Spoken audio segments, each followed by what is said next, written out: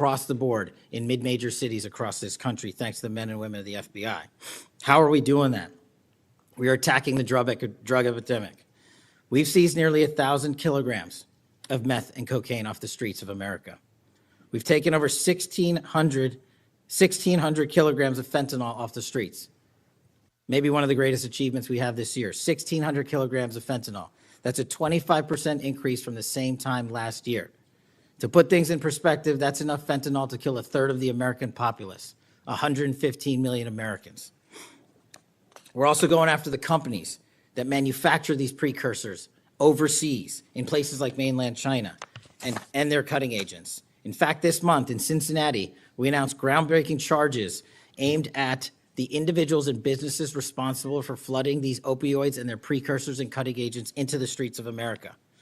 And for the first time that I can remember, we are charging these businesses and enterprises, not just in America, but in mainland China, and seizing their operational necessity to have money by seizing their cryptocurrency wallets.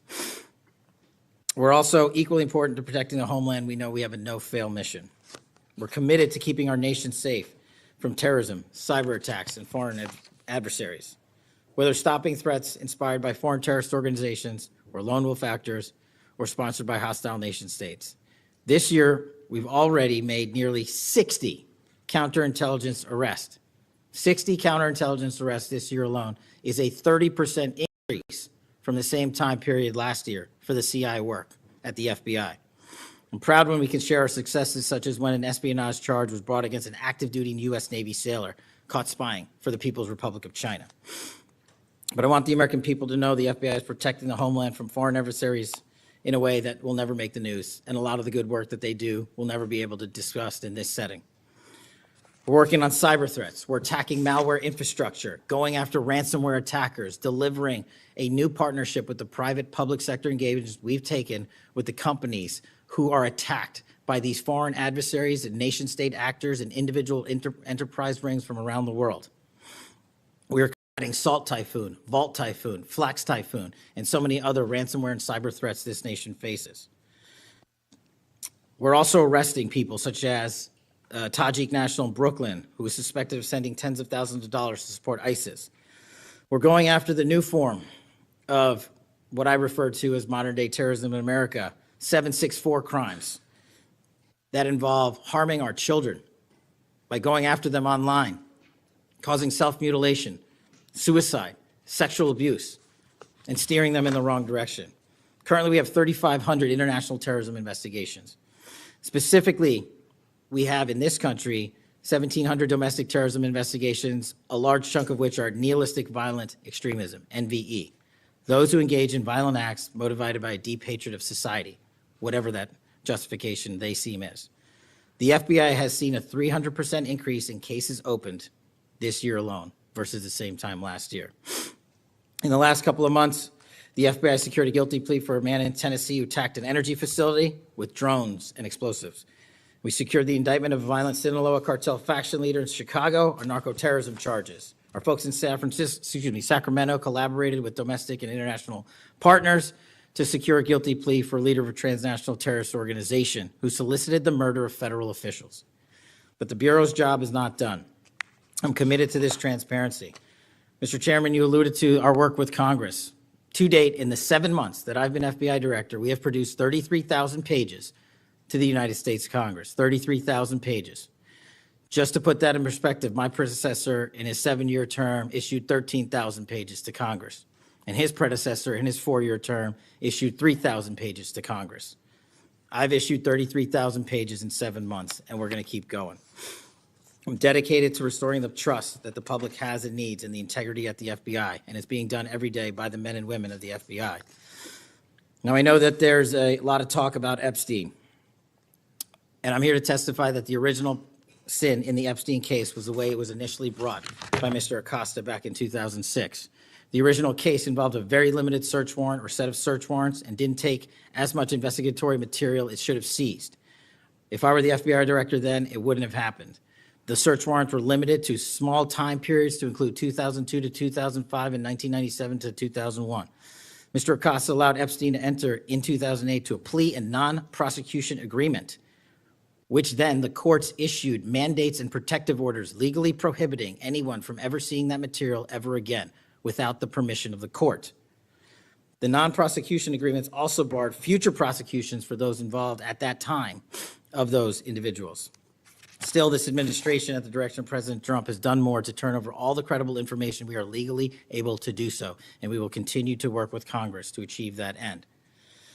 Under the direction of the President, thank you for your support for our mission to working to jointly deliver transparency and congressional oversight to the United States. Lastly, I want to close with the President's initiative here in Washington, D.C. as an example of what we're doing around the country. And I think our next city is Memphis. 21,000 arrests in D.C. with our federal partners, a huge decrease in violent crime, 60% decrease in gun crimes in Washington, D.C. in the last month, 74% decrease in carjackings in Washington, D.C. in the last month, 53% decrease in homicides in Washington, D.C. in the last month.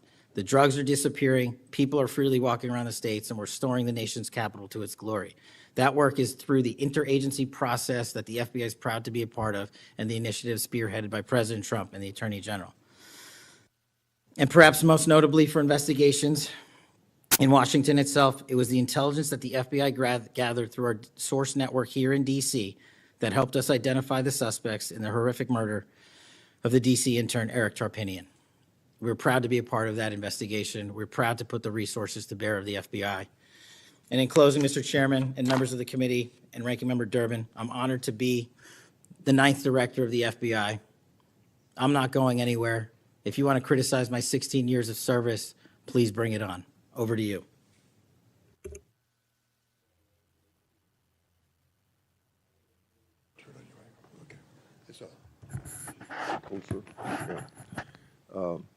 I've observed when whether it's Republican or Democrats want a yes or no answer, that the witness and the senators talking over each other.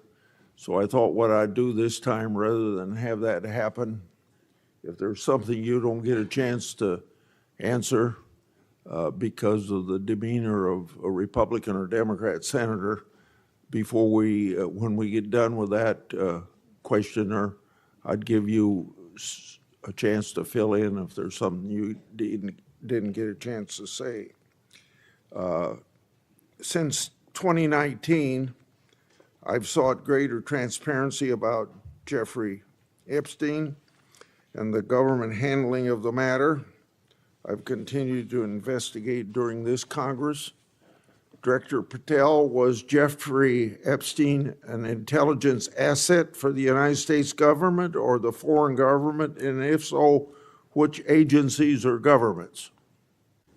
Mr. Chairman, I can only speak to the FBI as the director of the FBI, and Mr. Epstein was not a source for the FBI. Okay. Would you commit to providing my office with all classified and unclassified records relating to the Epstein matter? I will commit to providing all records I'm legally permitted to do so under the court orders.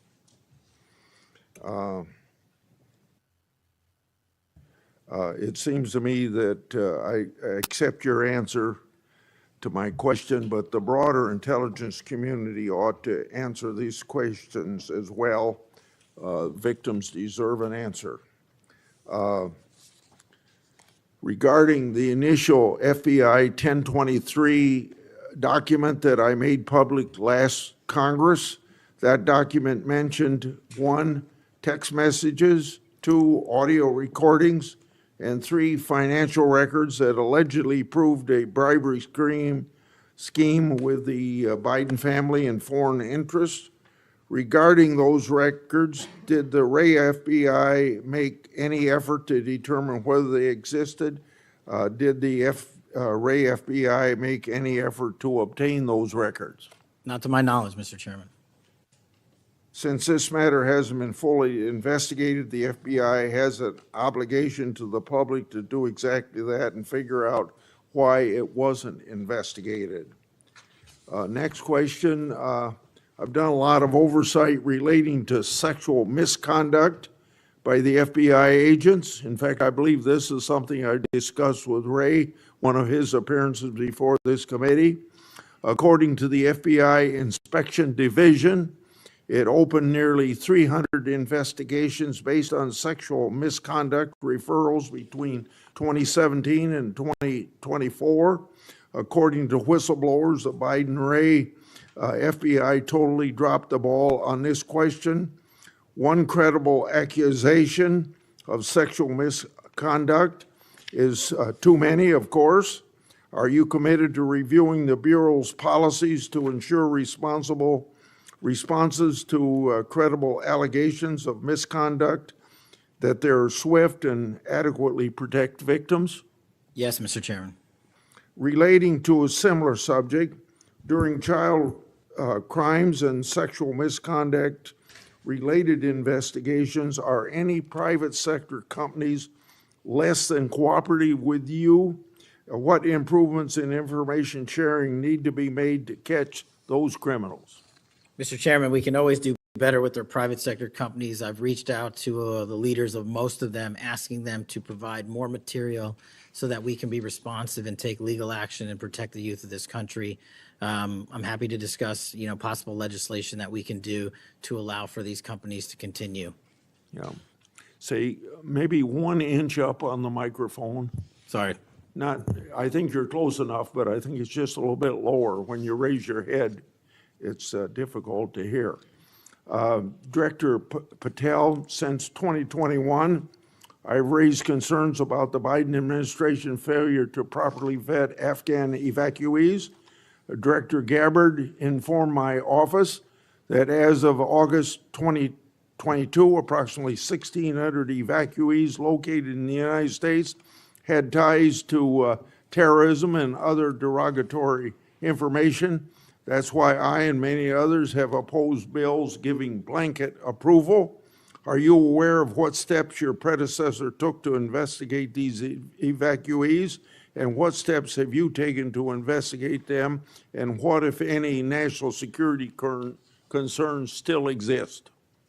Mr. Chairman, I can't speak to the steps my predecessor took, but I will make sure we do a sweeping review and get back to you on that. As far as the Afghan refugees and evacuees, as during my tenure, we are going through the databases to make sure that no known or suspected terrorists enter this country to harm our nation. And also, as my resolve as FBI director, one of the first acts we undertook was a manhunt of one of the Abbey Gate bombers and leaders in that crime spree that killed 13 brave Americans. And within 2 weeks, we caught one of the leaders of the Abbey Gate bomber and brought him to justice here in 2 weeks from Pakistan. And so my commitment to you on Afghanistan in all matters is complete and without border. Yeah. Through my and other investigations, we found that the Biden administration lost thousands of undocumented children. We never heard a peep from senators wanting to help find them, even after I invited them to do so. In September 2025, the Trump Health and Human Services announced the creation of an interagency crime coordinator cell to find these and other missing children. That interagency group reportedly includes your agency. What resources and personnel have the FBI assigned to this new interagency effort, and what steps have the FBI taken to assist in locating missing children that the incompetent Biden administration lost?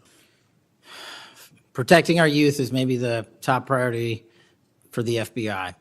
As it specifically relates to your question, Mr. Chairman, as I stated, we've surged resources not just to this cell, but across the nation to our FBI's field office to locate children who have been trafficked, who have been victims of sexual abuse. And we have located 4,700 children in the 7 months since I've been FBI director.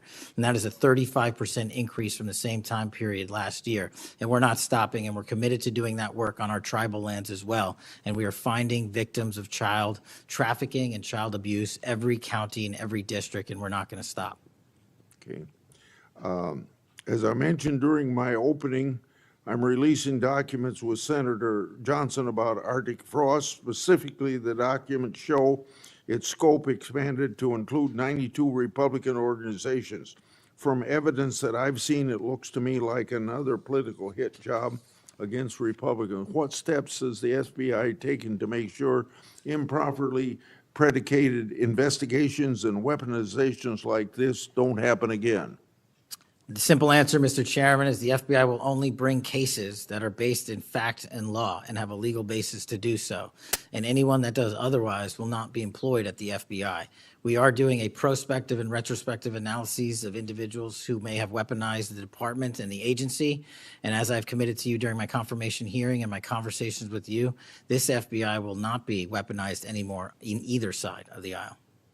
In June of this year, I raised concerns about the FBI's use of restricted access and prohibited access systems. According to the FBI, quote, when search teams that exist in a prohibited access status cases are searched in fentanyl, the particular search will receive a false negative search response, end of quote. Clearly, this is not only affects FBI agents, it impacts congressional requests and court cases, and the Biden administration used it to thwart oversight. How are you ensuring that restricted access and prohibited access files are produced to Congress during court cases? And have you identified any Biden family records in restricted and prohibited status? As I've committed to you with my transparency initiative, whether it's restrictive or prohibited, every single thing we can legally provide to Congress, we will. We've also restructured how these restrictive and prohibited cases are labeled and provided access to more people in the chain of command so that more people have knowledge of what these restricted and prohibited cases are, including myself and the deputy. Do you commit to providing any records that are available? I do, sir. You publicly said that your team, quote, found a room that Comey and others hid from the world in the Hoover building full of documents and computer hard drives no one had ever seen or heard of. That's a quote from you. I've received a whistleblower disclosure that the room contained some information kept outside the FBI record keeping. I also have been informed via a whistleblower disclosure that the room included materials related to Special Counsel Mueller, former Director James Comey, and other documents maintained outside of the FBI. Has the FBI now reviewed and analyzed those records? Has the FBI properly recorded the documents? And these records are clearly responsive to my, as well as my colleagues' congressional requests. What steps have you taken to ensure all responsive records are produced to Congress? That has to be my last question. What's supposed to happen is leadership at the FBI is supposed to, pursuant to the Records Act, correctly store these records at our Information Management Division, IMD. In this room, we found a plethora of hard drives, computers, hard documents, soft documents that were not so recorded, a voluminous amount of information. So we are continuously processing that information. So A, we subscribe to the Records Act and commit that those records will be kept permanently at the FBI. Two, we are reviewing those materials. A lot of those materials are related to ongoing investigations. And three, we are on a rolling basis providing Congress the documents that we can, and we will continue to do so. Okay, thank you very much. Senator Durbin. Thank you, Mr. Chairman. Director Patel, in addition to the extensive purge of nonpartisan career FBI official reports indicate that dozens of remaining officials have been subjected to polygraph exams to test their loyalty. My understanding is that approximately 40 officials have been asked to sit for a polygraph during your administration, and several have been asked whether they have ever made negative comments about you. Director Patel, FBI agents pledge their loyalty to the Constitution of the United States, not you personally.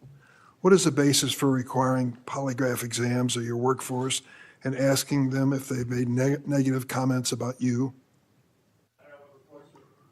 I don't know what reports you're referring to, Ranking Member, and I reject any reporting that has false information in it, so I'm not going to respond to that. As far as polygraphs go, generally, they are always and always have been utilized at the FBI to track down those that leak sensitive information and have unauthorized disclosures to the media, and we will continue to use them to ensure the integrity of the FBI.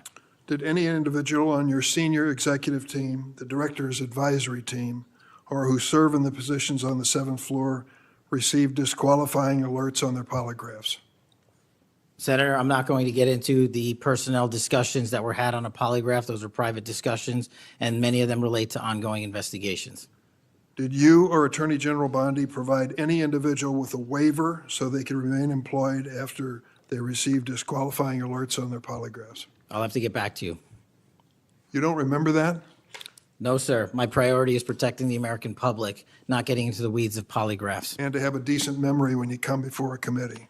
I'm happy to talk about all the good work the men and women of the FBI are doing, including provided the lowest crime rate in American history. If you want to talk about how to protect the citizens of Chicago, has seen a 30% reduction in its murder rate because of the men and women of the And FBI. you take credit for I'll that? happily do that. You The take credit? interagency partners and the men and women of the Chicago PD have never been Oh, more include powerful. local law enforcement, please. Have you ever seen my testimony across this country where I always lead with our interagency partnerships with state and local law enforcement? It is the pillar of what I am doing. And on the 7th floor, for the first time in FBI history, I have installed police officers and sheriffs right on my 7th floor to report to us every day what's going around the country on the street level, because that is a priority of the FBI and is the only way we are going to work. I don't take credit for anything, but I will defend the men and women of the FBI and the cops that help us get it done. You should.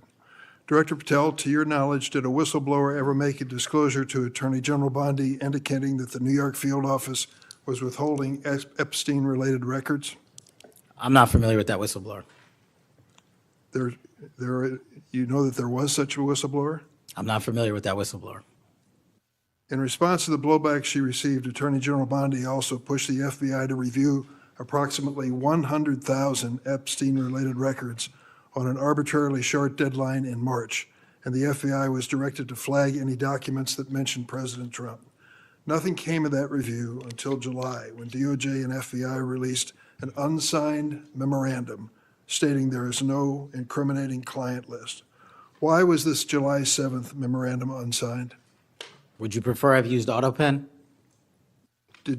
Why was it The unsigned? memorandum had the insignia of the Department of Justice and the Federal Bureau of Investigation. And in our effort to secure transparency for the American people, because the 3 prior administrations had not done so, we conducted an exhaustive search of everything related to the Epstein cases, and we produced what was legally and permissibly able to be produced to Congress and the American public. So And did there's you a congressional did you- subpoena, and we're continuing to do You so. personally direct that investigation so that you would sign such a, Did I personally direct what investigation?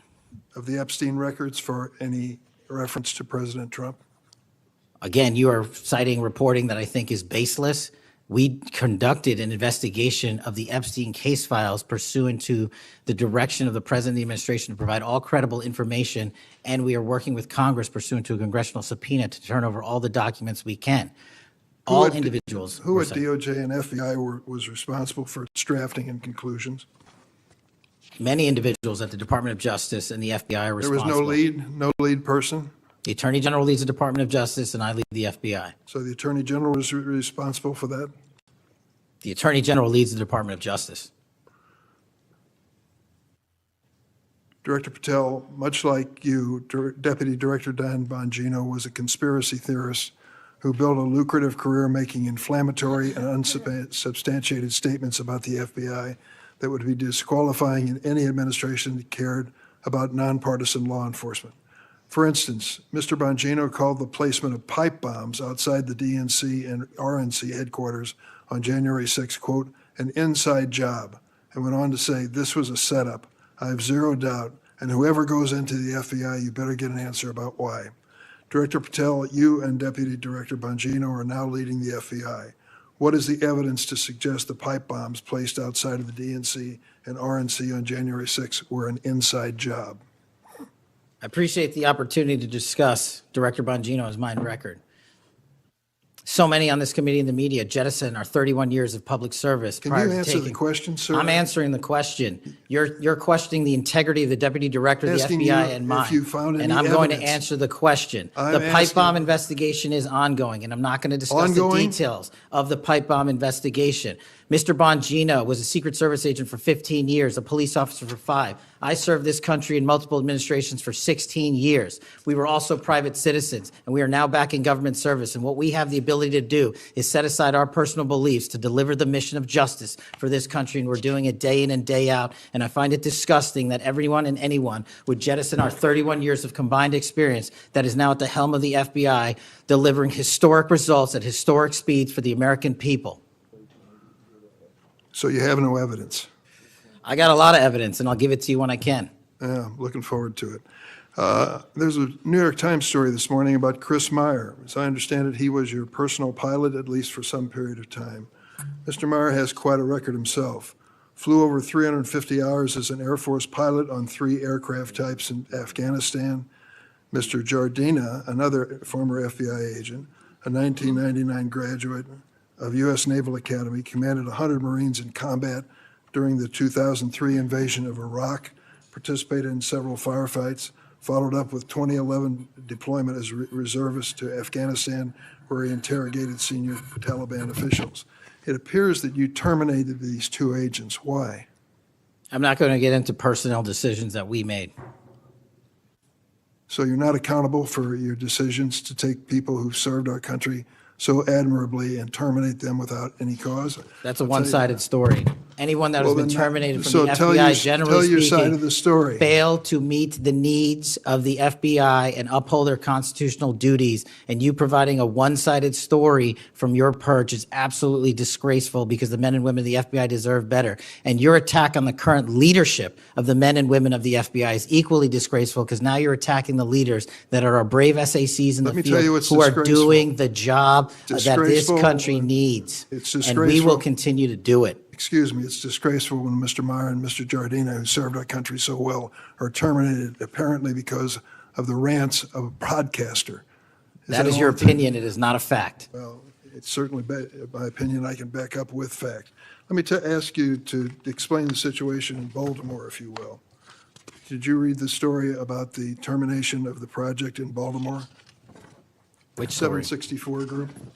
Sorry. Which story? 764 Group, the Baltimore agents were investigating. Are you familiar with that? No, sir. Well, I'm not going to go into detail. It would take too long to do it.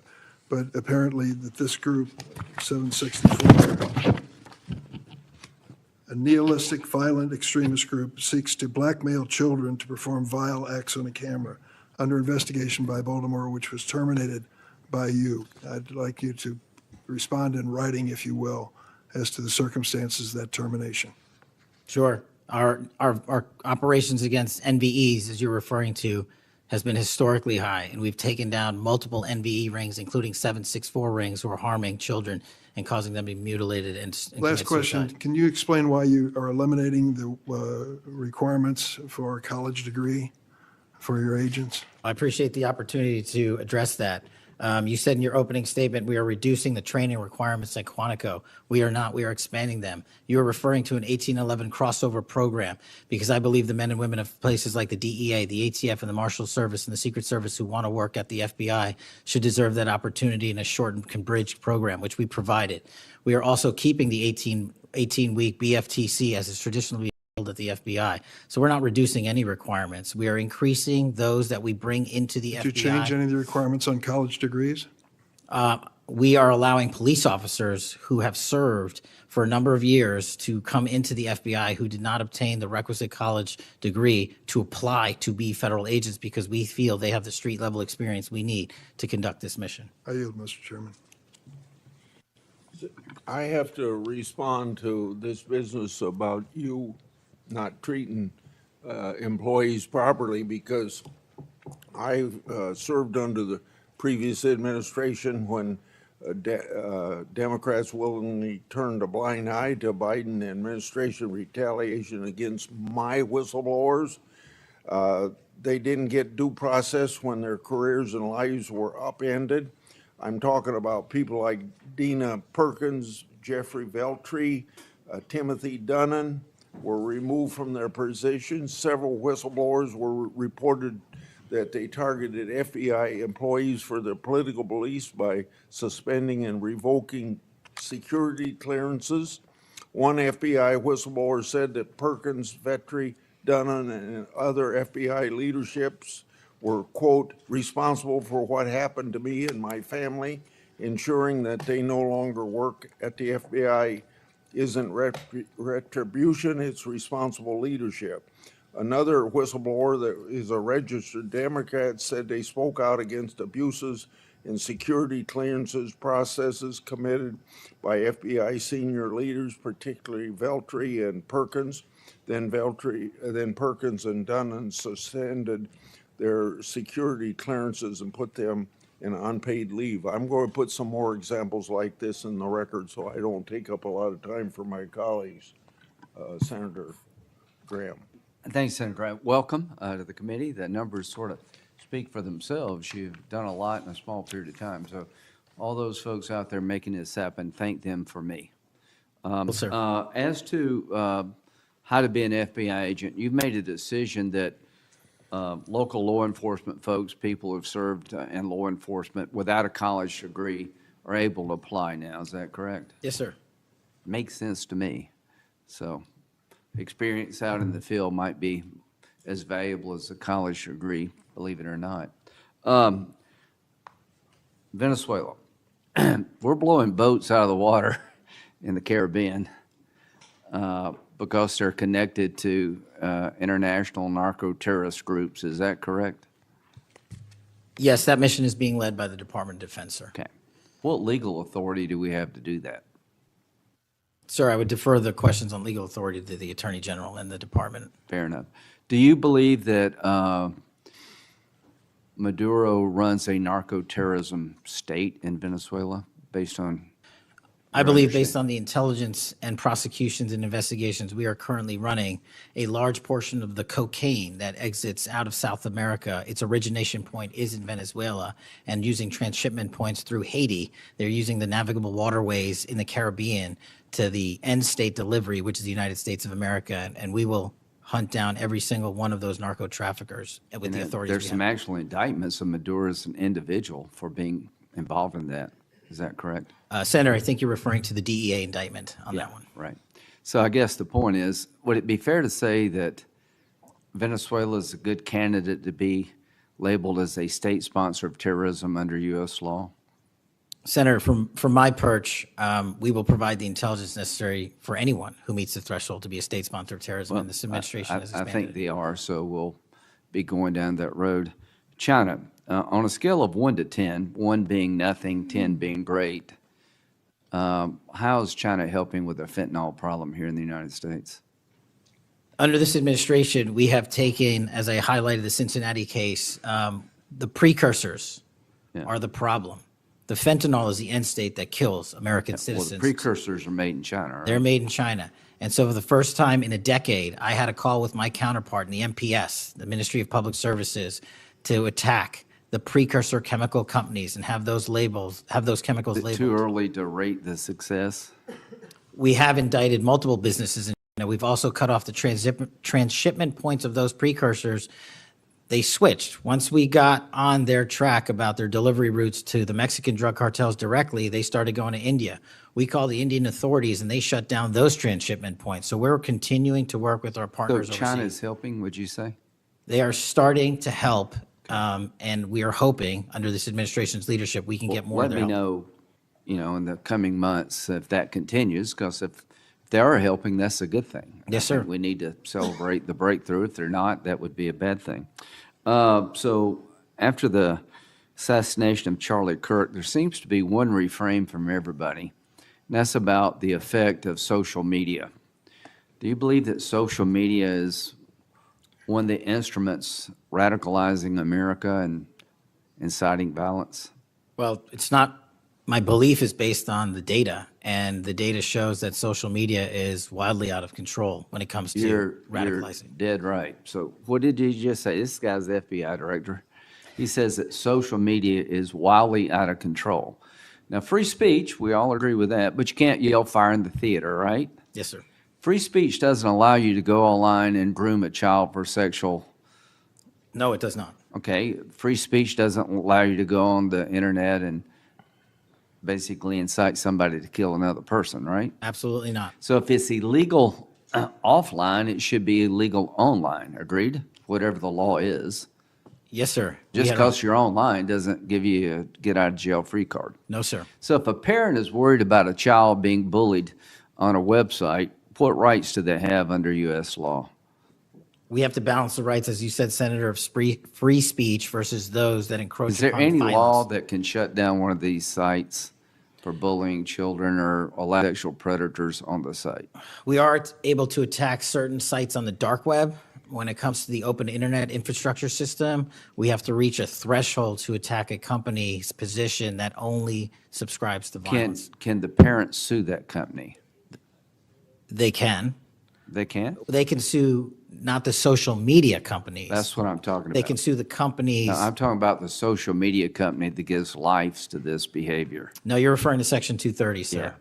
Would you advocate a sunsetting of Section 230 to bring more liability to the companies who send this stuff out? I've advocated for that for years. All right. We need to do this, folks. These companies are taking content that it makes you sick, that could get you killed, get you poisoned, and there's nothing we can do about it under our law. A person can do about it because of Section 230. So if your child is being sexually groomed online or bullied online, and you go to the social media company and ask them to take it down, they refuse, you have like zero rights. How many images of sexually exploited children are purveyed every year on social media sites? The number is astronomical, and Senator, if I can just add one step to that analysis. Please. It's not just what's on social media that is quote unquote real. It's the introduction of artificial intelligence and Right. generative AI that is creating even more child sexually abused material and even more sexually violent acts online and mimicking people. Would you say that the way social media is structured today, really no accountability, 36 million images in 2023 of sexually exploited children, that this is a public health hazard? It is. Would you say that it's a mental health problem, particularly for younger people?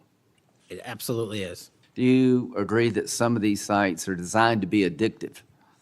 I think not only are some of these sites designed to be addictive, unfortunately, the reality is some of these sites are designed to generate income, and many people are generating income based on this illegal trade. Do you think it's now time for America to deal with this problem? I'm all in, I have been all in, and I'm happy to work with Congress to do so. Well, I tell you what, having the FBI director all in is great news for me, and I hope the committee will respond and that we'll be all in, trying to fix a problem that I think is doing a lot of damage to our country. When it comes to John Bolton, was there new evidence involved in the raid on his home? Sir, that investigation is very much ongoing. As you know, there was a raid of his house pursuant to a legal Was there search a warrant obtained to go in? Absolutely, sir. Okay. All right. We're looking to have that search warrant unsealed at the Okay. appropriate Yeah, I time. think that would be good, quite frankly. In December 2023, Director Wray said he sees blinking lights everywhere regarding to foreign terrorist threats against our homeland. How would you characterize the state of threats to our homeland by foreign terrorist groups? Foreign terrorist organizations have adapted and started utilizing online platforms, and so has the FBI. And so while they are adapting and expanding how they harm our country, we have as well. They have not stopped. There's been a resurgence in places like West Africa and elsewhere of foreign terrorist organizations, and also the newly emboldened drug trafficking organizations in Mexico. It's going to take a whole of government approach to get. Does Hezbollah fall within that group? Yes, sir. So Hezbollah is involved in not only terrorism, but narco-terrorism? Yes, sir. So do you consider Hezbollah a threat to the United States? Absolutely. All right, finally, Do you have enough people Sorry. to do all this?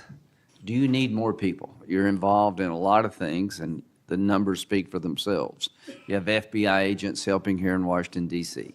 You have FBI agents helping in illegal immigration. That's good. You've got a chance here to tell us if you need more people. Seems to me that threat level of this country is pretty high right now. You got thousands of domestic terrorism cases. How many are being investigated? I think 3,500 off the top of my head. 3,500, okay. Anyway, it seems your plate's pretty full. I would urge you to get with your people, and if you think you need more people, now's the time to do it. It would be a shame to miss an opportunity to plus up the FBI if the threats justified it. Will you look? I will look, sir. Okay, but are you comfortable you have enough people right now? Right now, I'm comfortable with the reallocation of agents and personnel outside of Washington, D.C. and plussing up states like South Carolina in double-digit numbers, and I'll get back with my team on this one. Thank you for your service. Senator Whitehouse. Boy, is my timing good. It is very good. Director Patel, welcome. Thank you, sir. When you were here for your confirmation, we talked about your so-called enemies list. It appears to me that there have been adverse actions of various kinds taken against about 20 of the 60 people on your enemies list. You've been in office for 7 months. At that rate, you've got 14 months until you've hit all 60. Can you explain that? Again, that is an entirely inaccurate presupposition. I do not have an enemies list. You can continue to characterize it as you wish. The only actions we take, generally speaking, for personnel at the FBI are ones based on merit and qualification and your ability to uphold your constitutional duty. You fall short, you don't work there anymore. Well, there was a list. You don't like it to be called an enemies list, and it had about 60 names, and about 20 have had an adverse action. So those are, I think, pretty clear facts. Let me move on to your grand jury testimony, which we also talked about when you were here.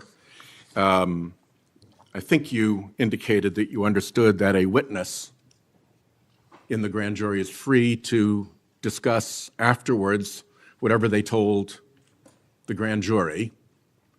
And you then went on to suggest, saying, I can't go into court orders granted by the DC District Chief Judge, and you want me to violate a court order. In those remarks, you fairly plainly suggested that there was a court order of some kind that somehow restricted or limited your ability to discuss your own testimony to that grand jury. Since then, that chief judge that you mentioned, Judge Boasberg, has written, and I'm quoting him here, Federal Rule of Criminal Procedure 6E allows witnesses like Patel to divulge the contents of their testimony, meaning that nothing was preventing him from doing so before the committee. Can we confirm here today that there is no court order of any kind that limits your ability as a witness before the grand jury to discuss your own testimony to that grand jury? We can confirm that pursuant to my action, that grand jury testimony has been released, the transcript.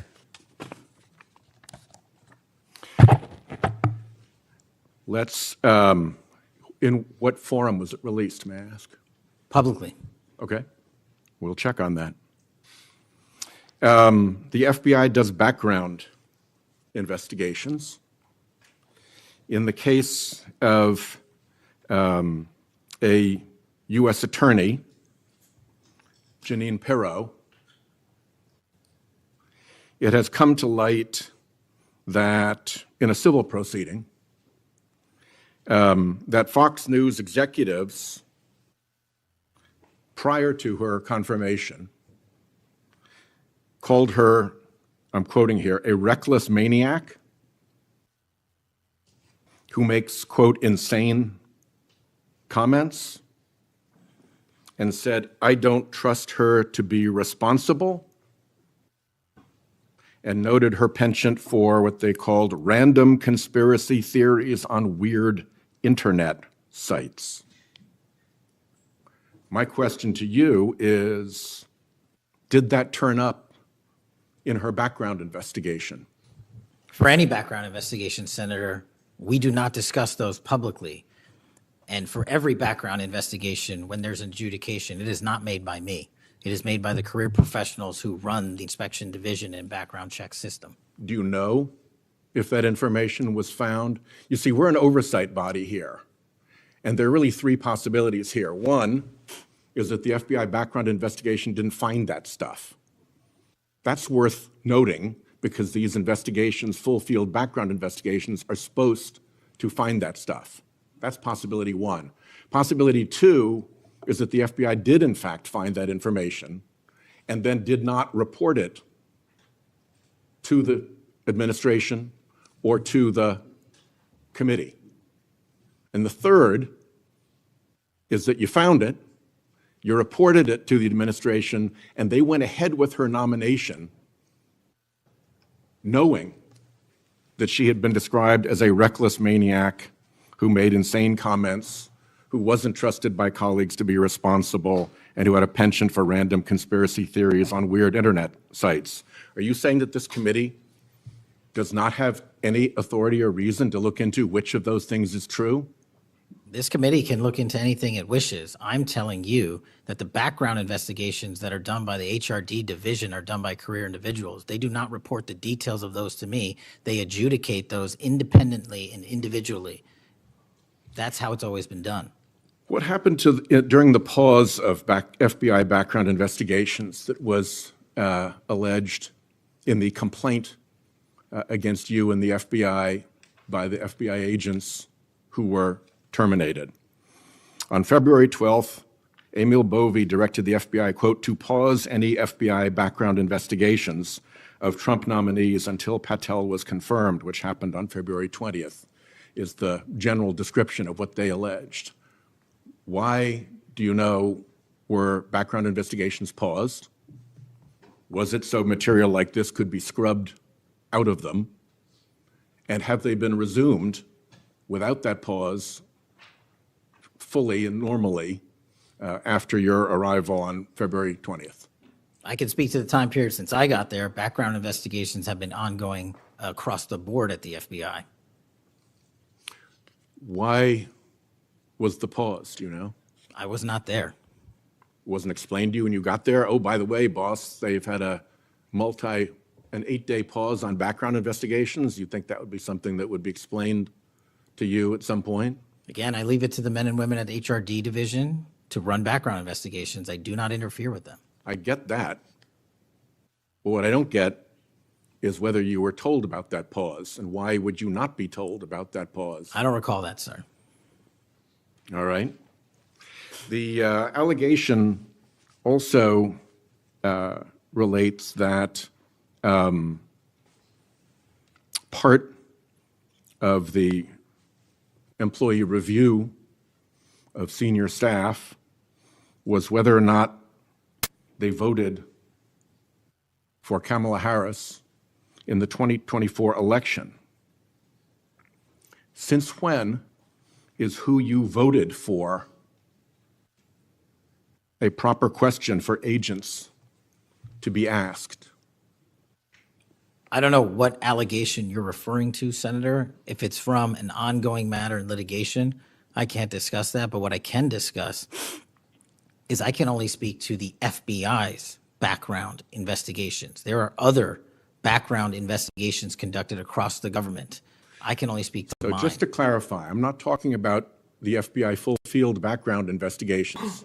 I'm talking about internal employee reviews for promotion, for termination, for job actions of various kinds. And my question to you is it now the policy of the FBI to ask agents who they voted for, and since when is who agents voted for a proper question for the FBI to ask? Taking those in reverse order, it's not a proper question, and it's improper to allege that I'm doing that. And also, at the FBI specifically, under my leadership, we do not ask who you voted for. And just one correction for the record, if I may, Senator, it's Security Division that runs background investigations, not HRD. Okay. I'll accept that correction.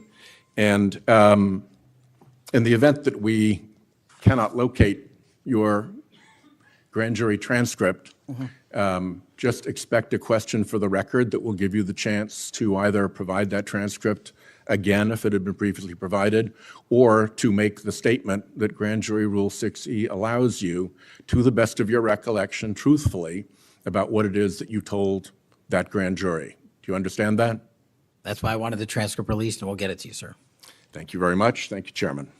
I think I want to take an opportunity when we hear about your political weaponization to remind my Democratic colleagues that what's happened the last decade, federal law enforcement, intelligence community, even when Trump was president, has thrown everything at him. They've even gone after his associates and Republican Party organizations.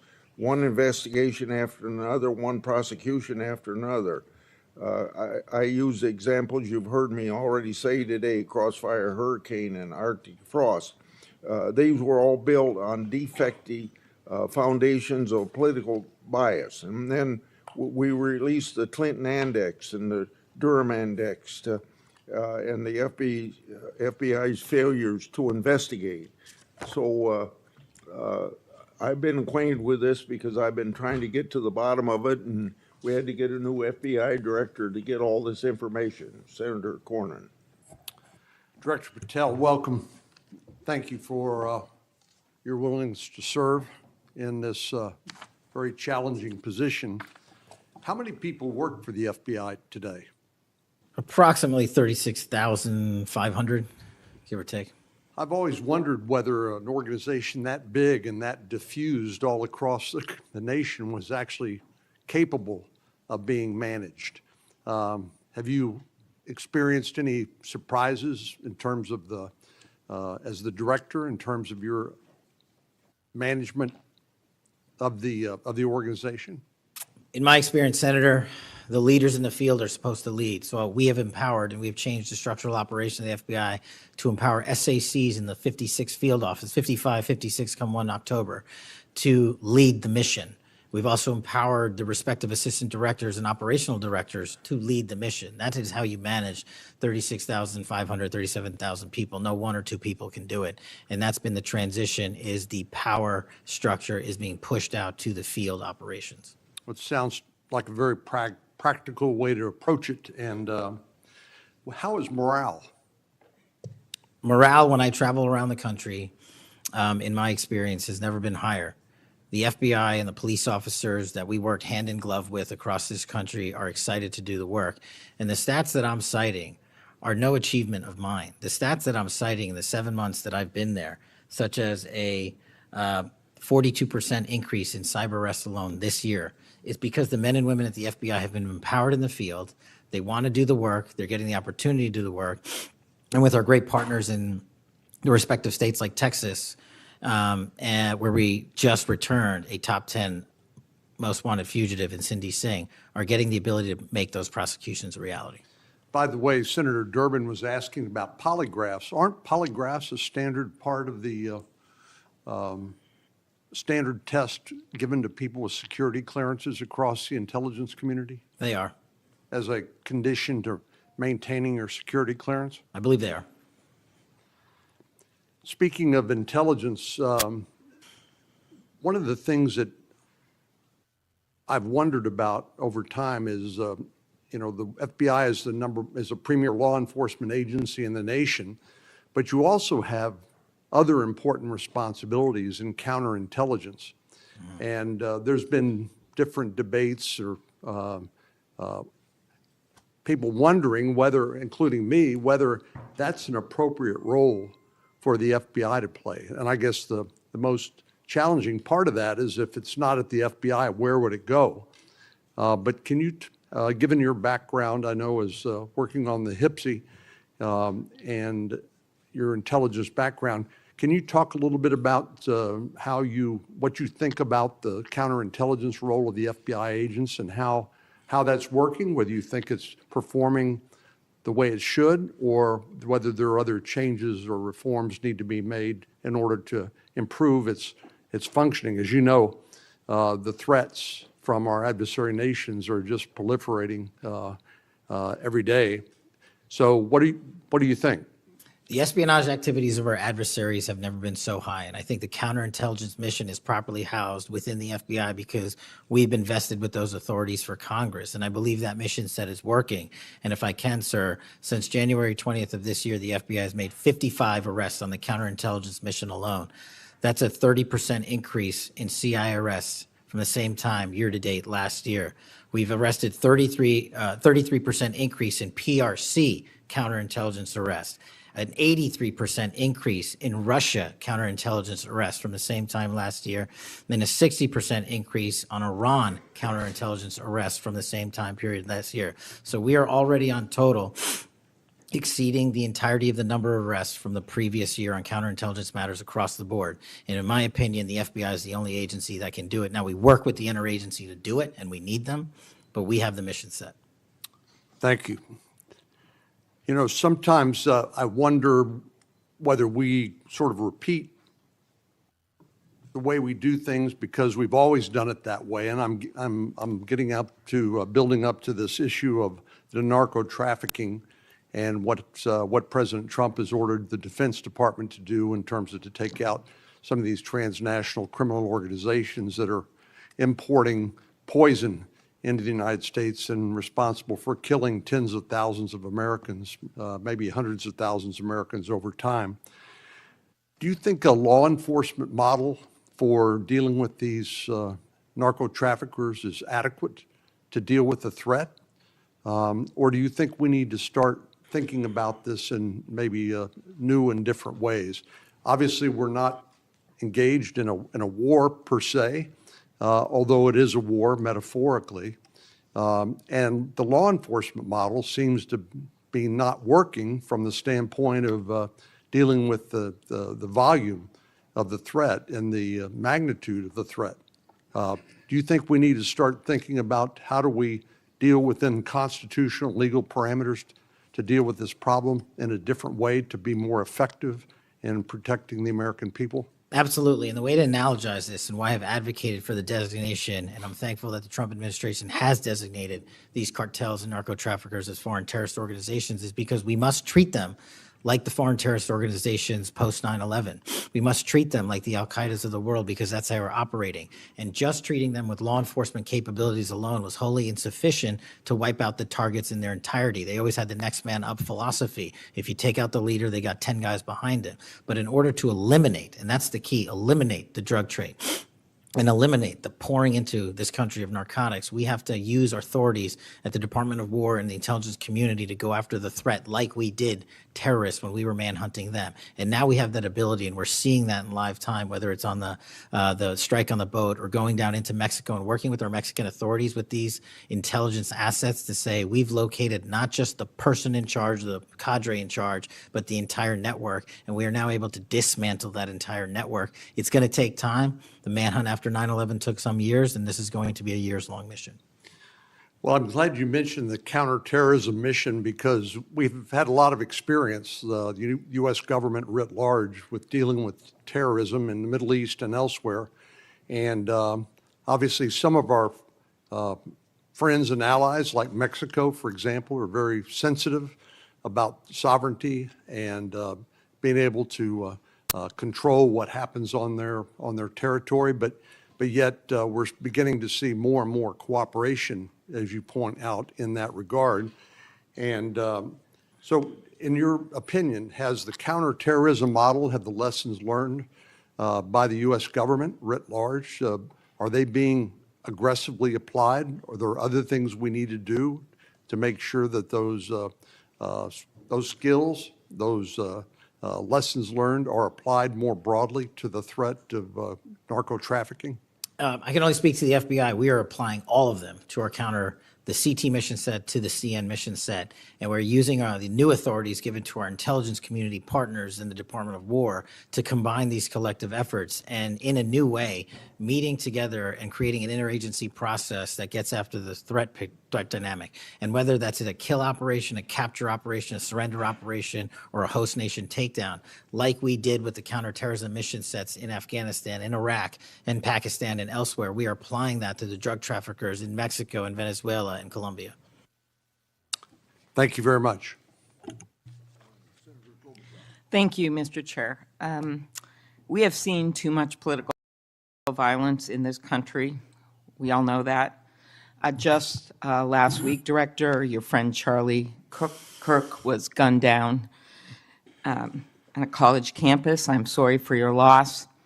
In Minnesota, only 2 months ago, a madman took the life of my friends, Melissa and Mark Hortman, shot Senator John Hoffman and his wife Yvette a combined 17 times.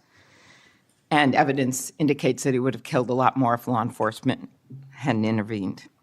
Just last month in my state, we were again shook to the core when little kids were shot down through stained glass windows in Annunciation Catholic Church in Minneapolis.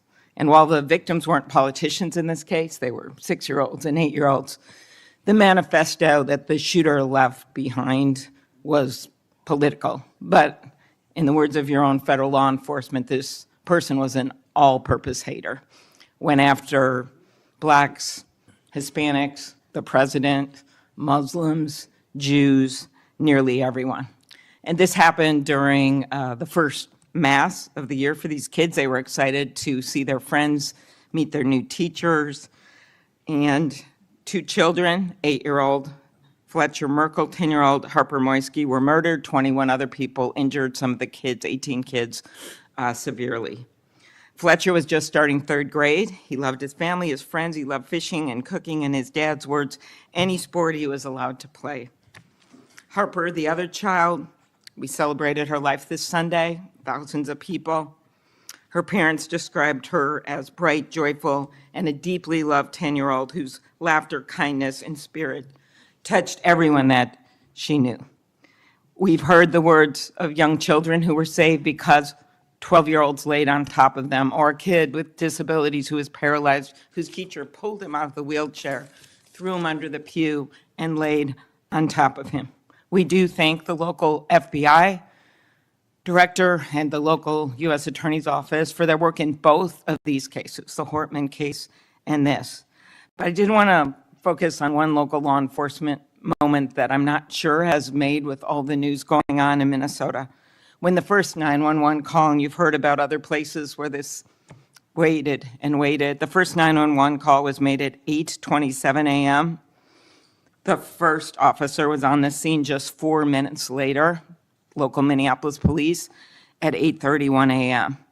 The Chief O'Hara, shared with me the actual numbers.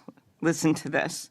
Over 20 people were in ambulances just 14 minutes, all of them, after the police got on the scene. 14 minutes after the first call, tourniquets, stretchers, and they got them all to Hennepin County Medical Center or Minneapolis Children's Hospital. And I think it is worth looking at what happened there, because one of the dads whose daughter was severely injured, still in the hospital, that I met on Sunday, told me that there is absolutely no way his beautiful daughter would have survived if police hadn't been there. So it is worth looking at for all of us. So my focus on behalf of these parents, because I promised I would do this on Sunday, was just to figure out how we can do anything to stop this from happening again. So expanded background checks, ghost gun bans, every shooting is different. Raising the minimum age to purchase an assault weapon, even if we're not going to ban them, I favor banning them. But that's one idea that's out there when so many of these shootings are people who are 18, 19, 20, 21. The one at Annunciation Church was 23. Both shooters in Uvalde and Buffalo had just turned 18 when they purchased the assault weapon bans. I'm not saying any one of these things would prevent every single shooting, but I really ask everyone to look at these. We also need to tackle social media, and I really did appreciate Senator Graham's questions. I think we have to protect free speech and not engage in censorship. But for years, I have supported repealing Section 230, which was made when these companies were little companies starting up in garages.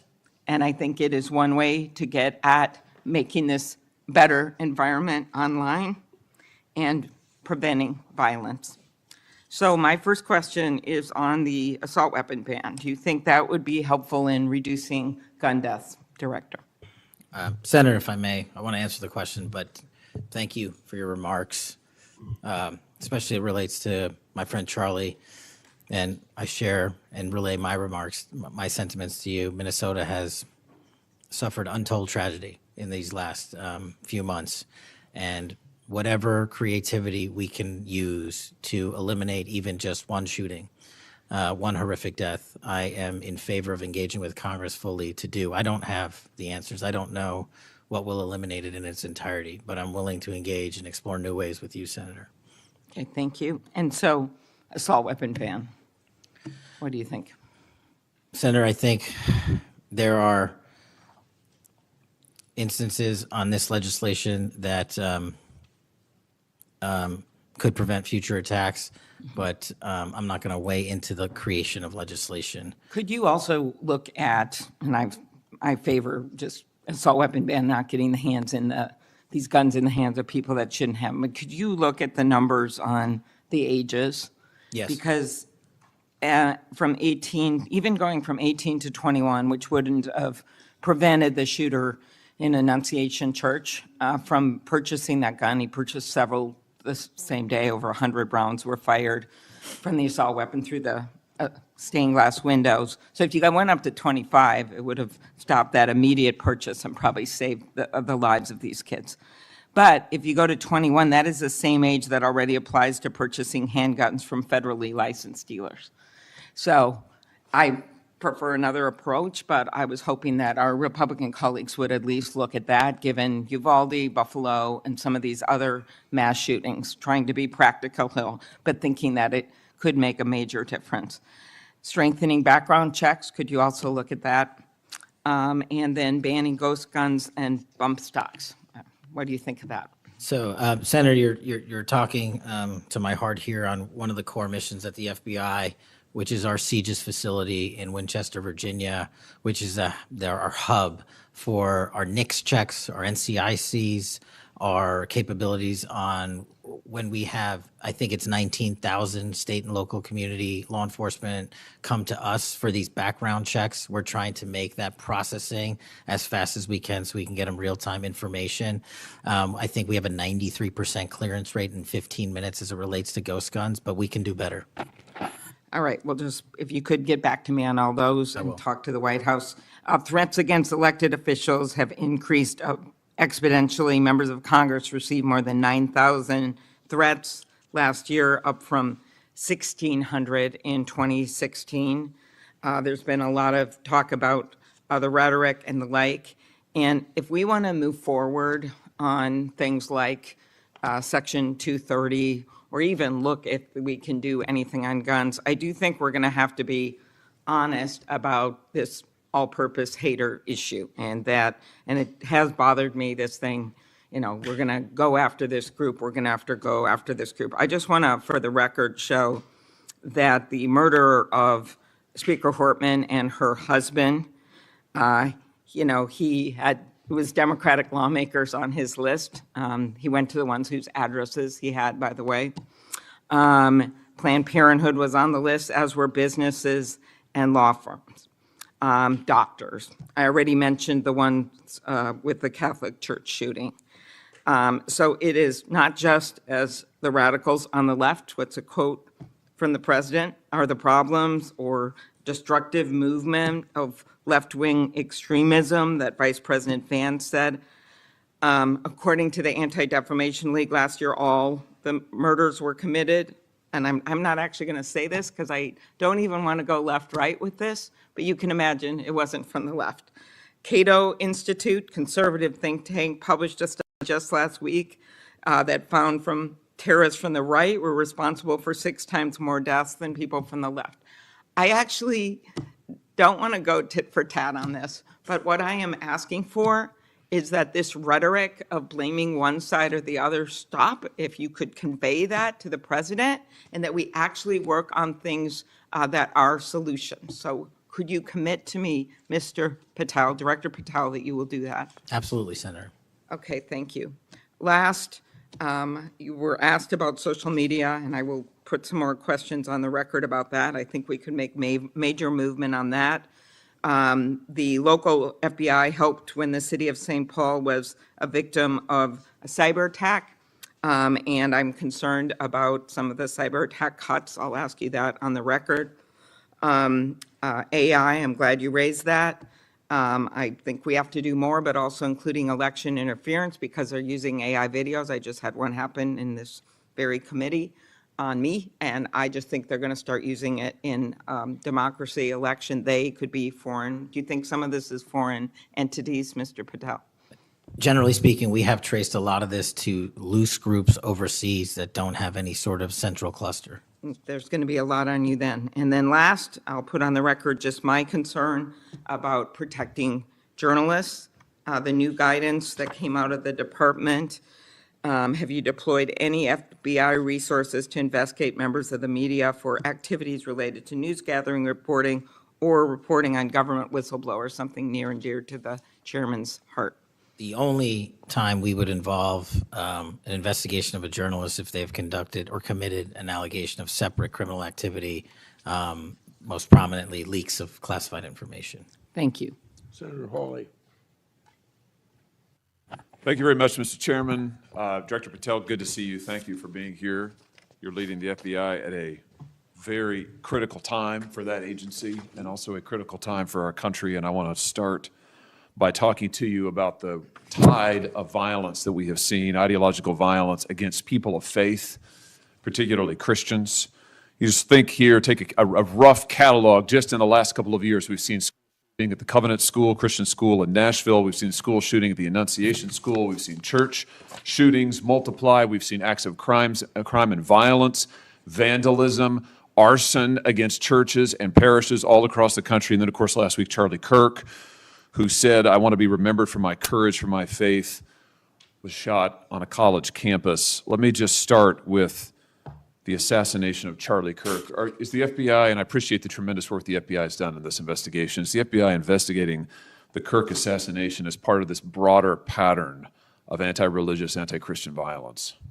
We are investigating Charlie's assassination fully and completely and running out every lead related to any allegation of broader violence, and we're producing results on that we'll disclose when appropriate. Good. I'm glad to hear that. Let me just ask you a few questions about that, if I could. Sure. Reports have suggested that the FBI is investigating a broader network of groups that may have had some knowledge of the shooter's plans. Can you give us any details on that, following up what you already said in public? How's the FBI working to find other potential accomplices, folks who may have known about the shooter's plans, folks who may have encouraged him? Any update on any of that? So in terms of what we do for an interrogation perspective, we go and reach out to the family and community immediately. And we've conducted those investigations and interrogations with local law enforcement, and we're continuing to do that because those closest to the suspect are going to hopefully know the most about the suspect and his beliefs and his ideology. On top of that, unfortunately, it has been leaked that there was a Discord chat, and for those unfamiliar with it, it's a gaming chat room online that the suspect participated in. So what we're doing, we've already done, is serve legal process, not just on Discord, so that the information we gathered is sustained and held in a evidentiary posture that we could use in prosecution should it be decided to do so. And we're also going to be investigating anyone and everyone involved in that Discord chat. Okay, very good. I see the public reports that the Discord thread had as many as 20 additional users. It sounds like you're trying to run down all of that to see if that's accurate, who else may have been on that thread, what they may have known. Is that fair to say? It's a lot more than that, and we're running them all down. It's a lot more than 20? Yes, sir. And you're running all of that to ground? Every you single said? one. Yeah, fantastic. Let me just turn to the broader question here of anti-religious, anti-Christian violence. Let me just give you a few stats that I'm sure that you're all too familiar with. Every person of faith in America certainly is. Major report this past year found that there have been over 400 instances of hostility against churches in the United States in the year 2024. Those included arsons, bomb threats, shootings, and firearm incidents. Another organizational report found that there were 500 attacks on Catholic parishes alone. So that number 415, that's all Christian churches in 2024. Another organization found 500 separate attacks on just Catholic parishes since May of 2020. Of course, we have the Covenant school shooting, the Annunciation school shooting in Minnesota, where 2 children were shot dead as they were praying in a pew. Here's my question. What is the FBI doing to take on this rising tide of violence that seems to be motivated by anti-religious hatred? Specifically, sir, we have 60 anti-Catholic hate crime incidences reported to us that are being investigated. Publicly, I can tell you we have 5 hate crime investigations with anti-Catholic bias ongoing currently in the states, in the cities of Kansas City, Louisville, Houston, Nashville, and Richmond. That's what I can say publicly, but any ideologically based attack against any faith, as a man of faith myself, will not be tolerated, and the full resources of the FBI are committed to all of it. Are you investigating any domestic cells that instigate or encourage or fund or in any way support attacks on churches or other houses of worship? Senator, you raised an incredibly important point that most people don't look at. I've always said we follow the money, and whether it's terrorism or attacks based on ideology or attacks on institutions of faith or people of faith, someone's paying for it, and we are reverse tracing those steps. We are not stopping at the perpetrator themselves. We are reverse engineering to hold those accountable in our investigations to who funded them and knowingly funded them, and we will bring the appropriate steps against them with our partners at DOJ. Good. I'm glad to hear that. We look forward to hearing reports on that progress. Yeah. Sorry about that. Let me just ask you this in the same vein, Director. Since the Dobbs decision, the FBI has advertised $25,000 rewards for information on attacks on abortion clinics. Will the FBI similarly offer rewards for information on attacks of houses of worship? Yes, when it is appropriate, the rewards are any reward, whether it's an attack on a house of faith or on a homicide or whatever, is determined by a group within the FBI, but we will work with them to make sure that rewards of monetary value are put out for all ideologically based attacks. Good. You just rattled off some statistics, which I was glad to hear, about the number of investigations you have open, the incidents you're tracking against Christians, against houses of worship. Let me just ask you if you consider designating a senior official as a liaison to houses of worship, to Christian and other religious organizations, to publish metrics on investigations and arrests related to church attacks, church threats, vandalism, arson, et cetera. Will you set up a system for liaising and then reporting so that everybody can see, this committee and the public can see just how many attacks we're talking about, just what the level of threat and violence is and what the FBI is doing to combat it? Senator, you're speaking my language. The private-public sector partnership on this specific issue, just like the other ones we've talked about, is equally transformative to finding those involved in these criminal activities. And with your assistance, I would ask you if you're able to identify someone who's an expert in that area, we will work with them. We will take their information, because as great as the FBI is, we're only as good as the information we can get, and we don't have the reach that the private sector does in some of these areas. Very good. Happy to help on that. Let me ask you about something specific to the FBI, because sadly, as you know, the FBI, when it comes to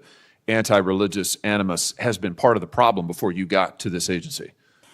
And I know that you remember the infamous memo generated by the FBI that attempted to recruit informants in houses of worship, in particular in Catholic parishes. Your predecessor testified when this information, I just want to reiterate, this memo became public because of a whistleblower. It was not turned over to this committee. It was not disclosed to this committee. In fact, we were told it didn't exist, and then a whistleblower published it, showing that indeed the FBI had recruited informants, attempted to, into Catholic parishes. Your predecessor then testified, sitting right where you are today, he testified that this, I'm going to quote, was a single product by a single field office, end quote. That was a lie. Because we then had additional whistleblowers come forward and say, no, actually, multiple field offices contributed to the drafting of the report. And indeed, there was a second anti-Catholic memo that the FBI generated. And indeed, those memos were distributed to over 1,000 FBI agents across the country. You know all of this. You and I talked about it when you were here for your confirmation hearing back in January. I just want to follow up and see, have you been able to determine how this memo got written and distributed? How is it that the Federal Bureau of Investigation came to be recruiting informants in Christian churches in this country? Senator, we did dig in, and we are doing our investigation simultaneously with Congress. And just to put it in perspective, we've provided 700 documents on the Richmond Catholic memo specifically to this committee, whereas my predecessor provided 19 pages. And not only that, but we looked into how the source recruitment structure at the FBI was conducted during this time. And we made adjustments and permanent fixes to ensure that sources are not put into houses of worship unless there is an actual ongoing criminal or international terrorism threat. We will not use sources at this FBI to investigate and cull information just for the sake of culling information in houses of worship. Has anybody been fired for this? There have been terminations related to this and resignations. Good. There need to be, because if this is going to be standard at the FBI, nobody can trust the FBI. You want to talk about violating the First Amendment? This has got First Amendment violation written all over it. It's one of the most revolting chapters in the FBI's history. And considering what we're seeing more broadly in terms of the acts of violence against people of faith, this has absolutely got to end, and the FBI has to lead the way. So I count on you to do that, Director. Let me just, in the minute or so that I have remaining, let me just shift gears and ask you about something else you said earlier. You said that protecting our youth is maybe the FBI's top priority. It's great to hear. Let me ask you about the role of AI chatbots in that, which you've talked about a little bit already today. Are you investigating any cases of AI-generated child sex abuse material? You issued a PSA earlier this year warning that synthetic child sex abuse material, it's where the AI generates it using maybe a real kid's image, but then generates sex material, sex abuse material.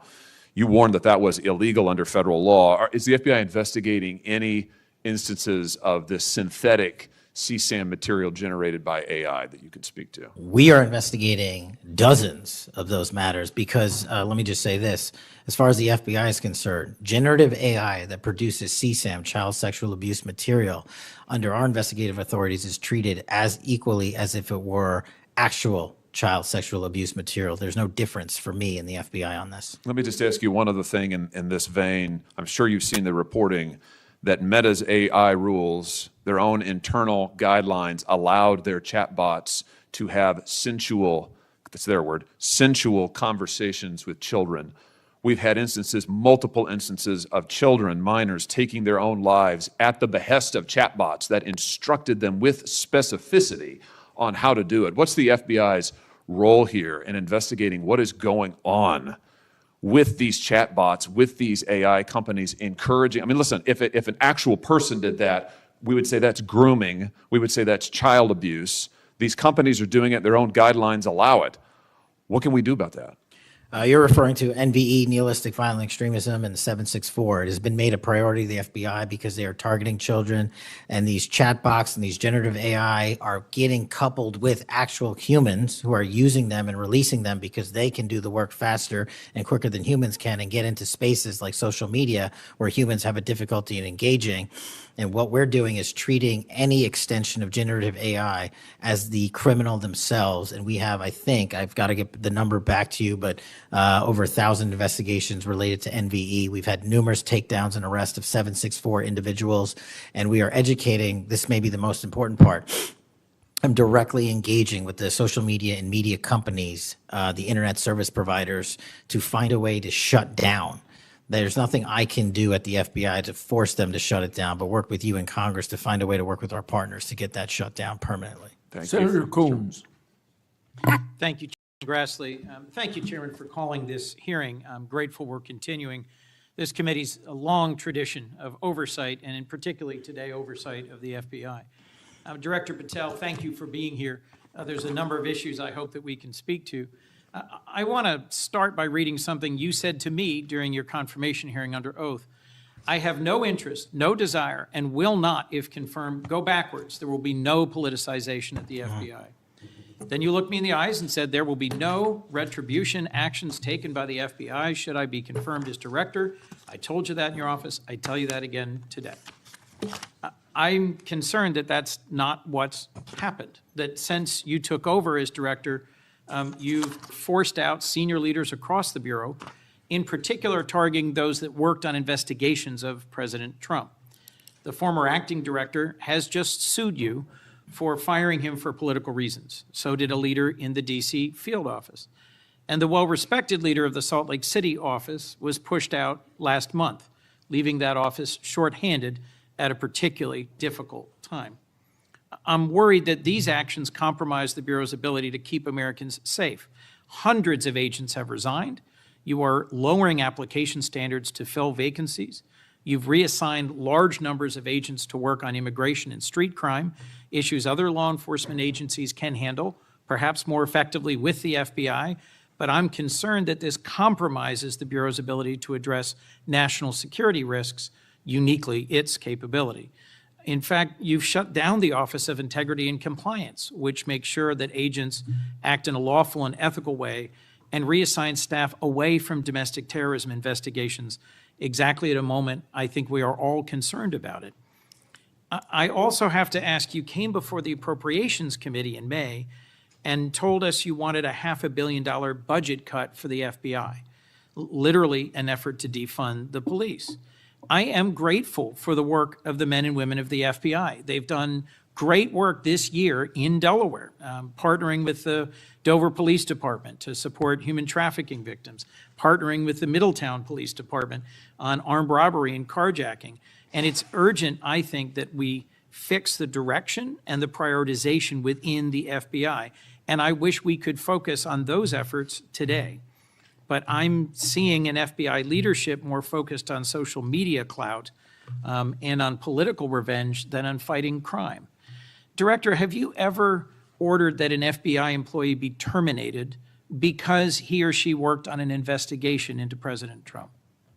Senator, thank you. One quick correction for the record. There's 280 NV investigations. I gave the incorrect number to Senator Hawley. Thank you. Understood. As far as a lot of your statement, I disagree with it, and I'm happy to address it. But the only way, generally speaking, an individual is terminated at the FBI is if they have violated their oath of office, violated the law, or failed to uphold the standards that we need them to have at the FBI.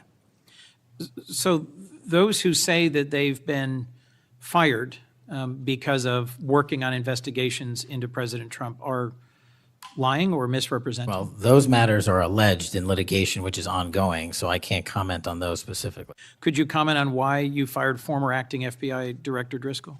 I can't because it's ongoing litigation. Could you say now definitively under oath that the rank and file agents who were assigned to work January 6 cases will not be terminated because that's what they were assigned to do?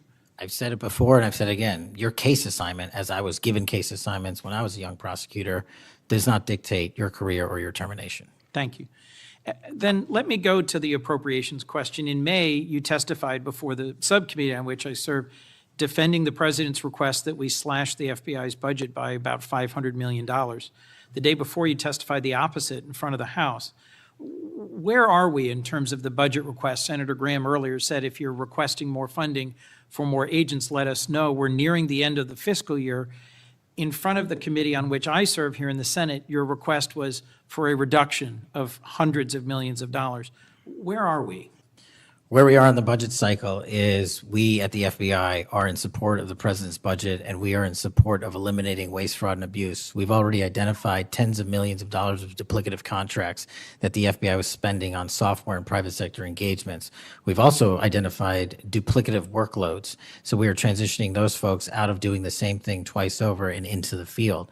And that's my focus right now. And the move of the FBI headquarters is also going to save the FBI $3.5 billion in the American taxpayers. So we're focused on eliminating waste, fraud, and abuse. And as I told Senator Graham, if I'll go back and talk to my team, and if we need more, we'll let you know. Are you planning any additional reductions in force, Director? No. How many vacancies are you currently trying to fill within the agency? In terms of the 1811 ranks, there's a few hundred open vacancies that we have funded. And so we're filling all of those with our hybrid 1811 program and our new recruitment program, and I think a lesser amount of IAs and SOS.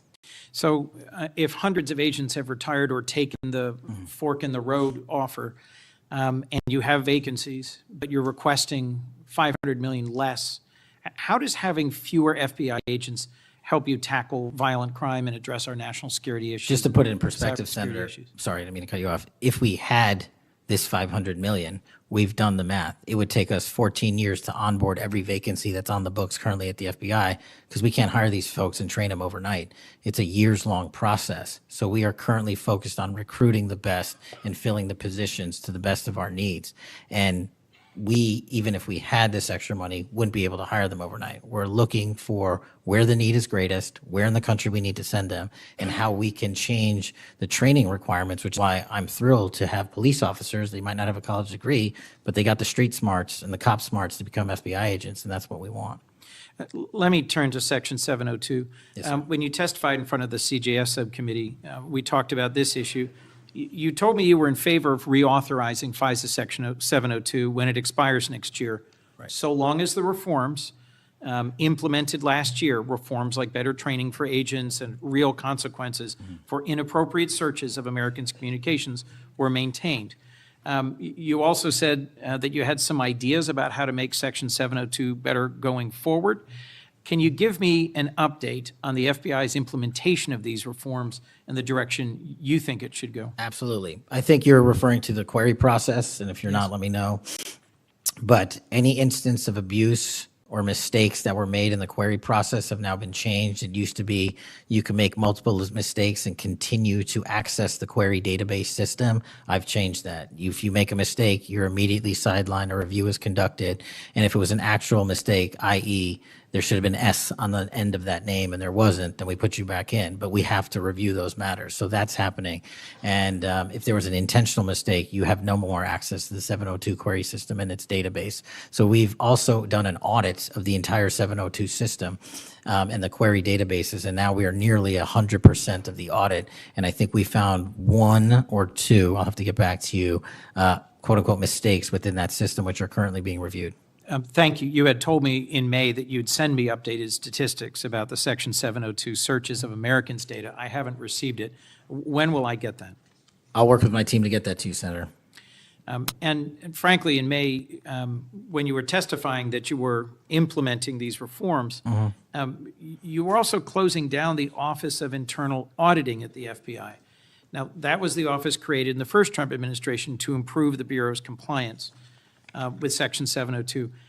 How is that working out? How can you continue to advocate for robust civil liberty protections, but shut down the office that was created to enforce those safeguards? Help me understand this. Absolutely, Senator. This is a great example of sort of duplicative work. Both, there was two divisions in the FBI working on this, and all we did was the inspection division, which is the leader in this query system and this audit system, has now been given the single source mandate to conduct these. So the OIA, its elimination, is just taking folks who were working there and were experts in it and folded in under the inspection division, and then taking other folks that we didn't need because we had enough manpower and pushing them elsewhere in the FBI.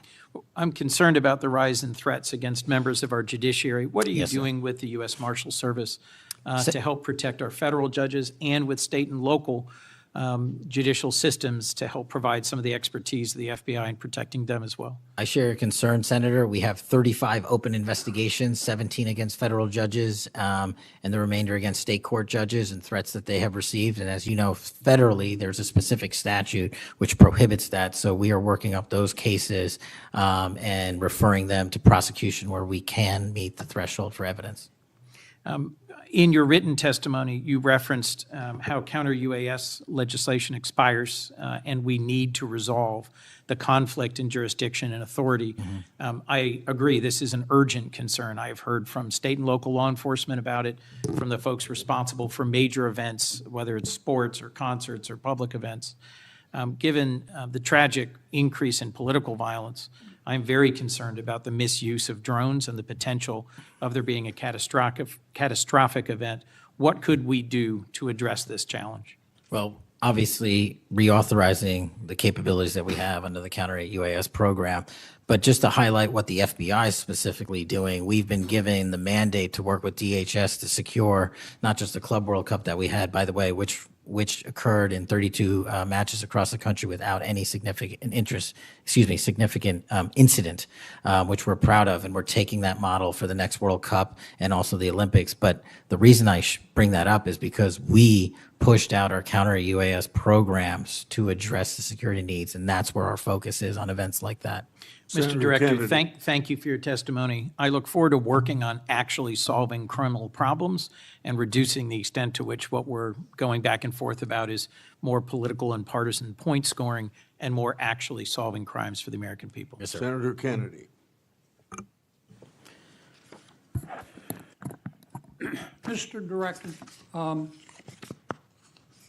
you and the FBI, working with state and local law enforcement officials in Utah, have caught the assassin of Mr. Charlie Kirk. Is that right? We have a suspect, yes, sir. And you did that within 48 hours, did you not? 33 hours. 33 hours. Congratulations. We've had other political assassinations. Back in June, an assassin assassinated Representative Melissa Hoffman, Mr. Hoffman, Senator John Hoffman, and Mrs. Hoffman in Minnesota. You and the FBI and Minnesota state and local law enforcement officials caught the assassin within 48 hours, did you not? I believe that timeline's correct, Senator. Congratulations. Sometimes we miss the forest for the trees. Good work.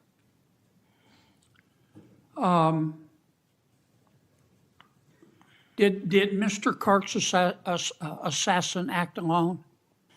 As I've said since the beginning, Senator, it is very much an ongoing investigation, and I can't speak to the state charges. That's for the state to address on their own, but we are providing them with the same investigatory findings reporting the department.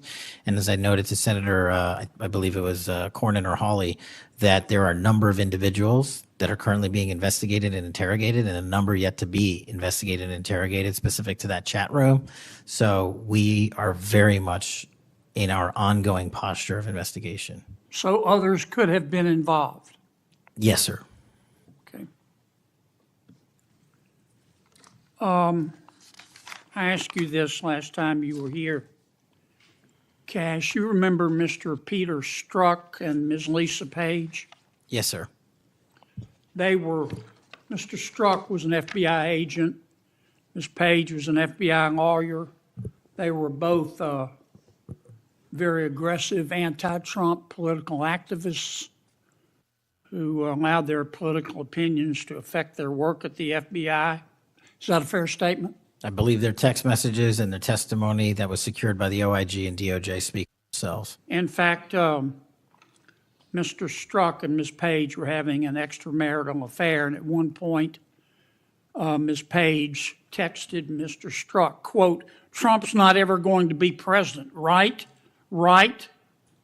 And Mr. Strzok replied, "No, he won't. We will stop it," end quote. Ms. Page resigned from the FBI. Mr. Strzok was fired. They promptly sued the federal government and the FBI and Justice Department for releasing their emails, which revealed all of this. The FBI settled that lawsuit for $1.2 million, gave Mr. Strzok $1.2 million cash, gave Ms. Page, who resigned. She wasn't fired, she resigned, she quit. Gave her $800,000. Who, if the FBI made that decision to give them money? That settlement was reached in the Biden administration when my predecessor was the director. Who? Are you saying that Chris Wray did? The only people that can decide that settlement are the Attorney General in conjunction with the Director and the administration. Okay, so you're telling me that Attorney General Garland and Director Wray decided to give them the money? Is Yes, that sir. right? Yes, sir. Okay. Now, when you took over the FBI, did you find instances of where, under the Biden administration, the FBI had weaponized the agency to push the political beliefs of President Biden? Sorry, the last part. When you took over the FBI, did you find instances of where the Biden administration had politicized the FBI to prosecute its political agenda? Well, I won't speak for other people. Haven't been a target of that weaponization, haven't been a staffer on the House Intelligence Committee, having had the Justice Department weaponized against me for making the findings and leading the investigation of Russiagate.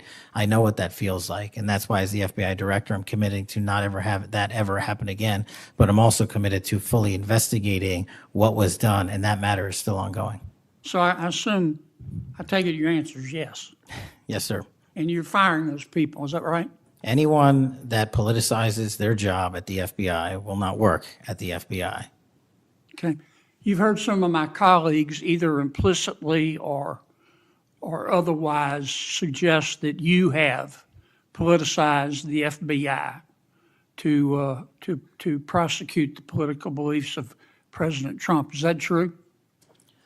I don't know how that can be true when the stats that I cited, to include the 23,000 arrests, 6,000 weapons seized, 1,600 gang and criminal enterprise organizations, 4,700 children found and rescued, more enough fentanyl seized to kill a third of America. The men and women of the FBI are now on an apolitical mission, and this is why the numbers are historic in 7 Have you months. fired people because they voted for Vice President Harris? I don't ask people who they vote for, and neither does the FBI. Okay. But you've given people polygraphs, have you not? Many people in the FBI take polys. The FBI does that all the time. Yes, sir. Does it not? Yes, For sir. a long time, is that correct? Decades. All right. I want to ask you about the Epstein files. Have you seen the Epstein files? I have not reviewed the entirety of it myself, but a good amount. Would it be fair to say that Mr. Epstein trafficked young women, including, in some instances, minors, for sex to himself? That was specifically the allegations in the 2018 indictment in the Southern District of New York. Okay. Who else did he traffic these young women to? In terms of what the investigation, again, going back to 2008, Mr. Acosta, who limited the investigation and limited the search warrants and limited the parameters of the investigation, the only thing we are able to speak to publicly, because he was given a non-prosecution agreement by Mr. Acosta, is that first time period from, I believe, don't quote me on this, 97 to 2001-ish. And then when the Trump administration courageously reopened it. Excuse me for interrupting, but I'm going to run out of time. You've seen most of the files. Who, if anyone, did Epstein traffic these young women to besides himself? Himself. There is no credible information. None. If there were, I would bring the case yesterday that he trafficked to other individuals. And the information we have, again, is limited. So the answer is no one For the information that we have in the files? in the case file. Okay. Now, President Trump has deferred to the FBI and the Department of Justice with respect to the Epstein records. He says it is your call about releasing them. And I understand that the department and the agency have decided to release them in cooperation with the House committee. Is that correct? Yes, sir. So you're releasing them a little bit at a time. Is that correct? We're releasing as much as we can, but we are limited by 3 different court orders, and the department went back to each of those judges to waive those court orders or have them lifted, and each of those judges declined. Will you release all of them, or at least as many as you can? We will release everything we are legally permitted to do so. We are continuing to work with the House on the subpoena request. We have substantially complied with it, but we will continue to release whatever we are legally permitted to do so. Okay. I strongly encourage you to do that. Cash, this issue's not going to go away. And I think the essential question for the American people is this. They know that Epstein trafficked young women for sex to himself. They want to know who, if anyone else, he trafficked these young women to. And that's a very fair question. I want to know that answer. And I think you're going to have to do more to satisfy the American people's understandable curiosity in that regard. Mr. Chairman, may I just respond to that? I agree, Senator. And what we have done, and just to remind folks, the Epstein case files existed in the two prior administrations, in the Obama administration and the Biden administration, and they didn't release anything. And there was President Trump in the first administration that renewed charges against Mr. Epstein. And I know it's a little complicated to understand, but what exists in the Epstein case files was a direct result of the limited search warrants from 2006 and 7, which hamstrung future investigations because of the non-prosecution agreement. And multiple administrations had the opportunity to look at the entirety of that case file and recommend prosecutions against anyone that was trafficked under Mr. Epstein and anyone that participated in that trafficking. And the only person to bring charges was the prior administration against Mr. Epstein. Now, I am not saying that others were not trafficked and others were not involved. What I am telling you is that based on the information we have, and we have continuously and publicly asked for the public to come forward with more information. If there is, we'll look at it. But based on credible information, we have released all credible information, and the information that the Department of Justice and the FBI never releases is information on investigations that are not credible. And we don't release the names of victims who weren't credible, but in the same time, we don't release the names of victims who were credible. And so that's by law. And so the information we are releasing now is historic, and it is also to the maximum capacity that the law allows. And I know that's not going to satisfy many people, but if they wanted it done right, then the investigation from its origination should have been done right, and he should not have been given a get-out-of-jail-free card to do jail on the weekends for 12 hours a day, and he should have been investigated fully for the entirety of his crime and criminal enterprise, not just from 1997 to 2001. Senator Blumenthal. Thank Thanks, you, Mr. Mr. Patel. Thank you, Mr. Chairman. Director Patel, thank you for being here today. You'll recall well in January at your confirmation hearing before this committee, I raised the prospect of politically motivated retaliation, and you promised me, as you did other members of this committee, quote, every FBI employee will be held to the absolute same standard and no one will be terminated for case assignments. You went on to tell me, quote, all FBI employees will be protected against political retribution. And you assured one of my colleagues that you would honor the internal review process of the FBI. I'm not going to mince words. You lied to us. In the short time that you've been FBI director, you've presided over a rash of retaliatory firings. 3 FBI agents have recently sued you. They are FBI agents with 60 years between them of distinguished service, rescuing hostages, saving kids from predators, dismantling drug cartels, and their allegations, their civil allegations, are a searing indictment of your tenure as FBI director. But it's not just those 3. The FBI Agents Association has said that your actions, quote, distract agents from their work, foster fear that their assignments could cost them their careers, either now or under the next administration, and increase the risk of criminal and national security threats by undermining unity and morale within the Bureau, end quote. This association, as you know, is voluntary. It represents 14,000 members, 90% of all the active agents. These are your employees saying that your performance has been unqualified and unfit. And there is mounting evidence that these retaliatory firings were the result of direction from the White House. There have been instances in the past history of the Bureau of political interference and political direction from the director's office, but not the kind of institutional interference that we're seeing from the White House right now. I'm going to ask you, has anyone from the White House contacted you about personnel decisions?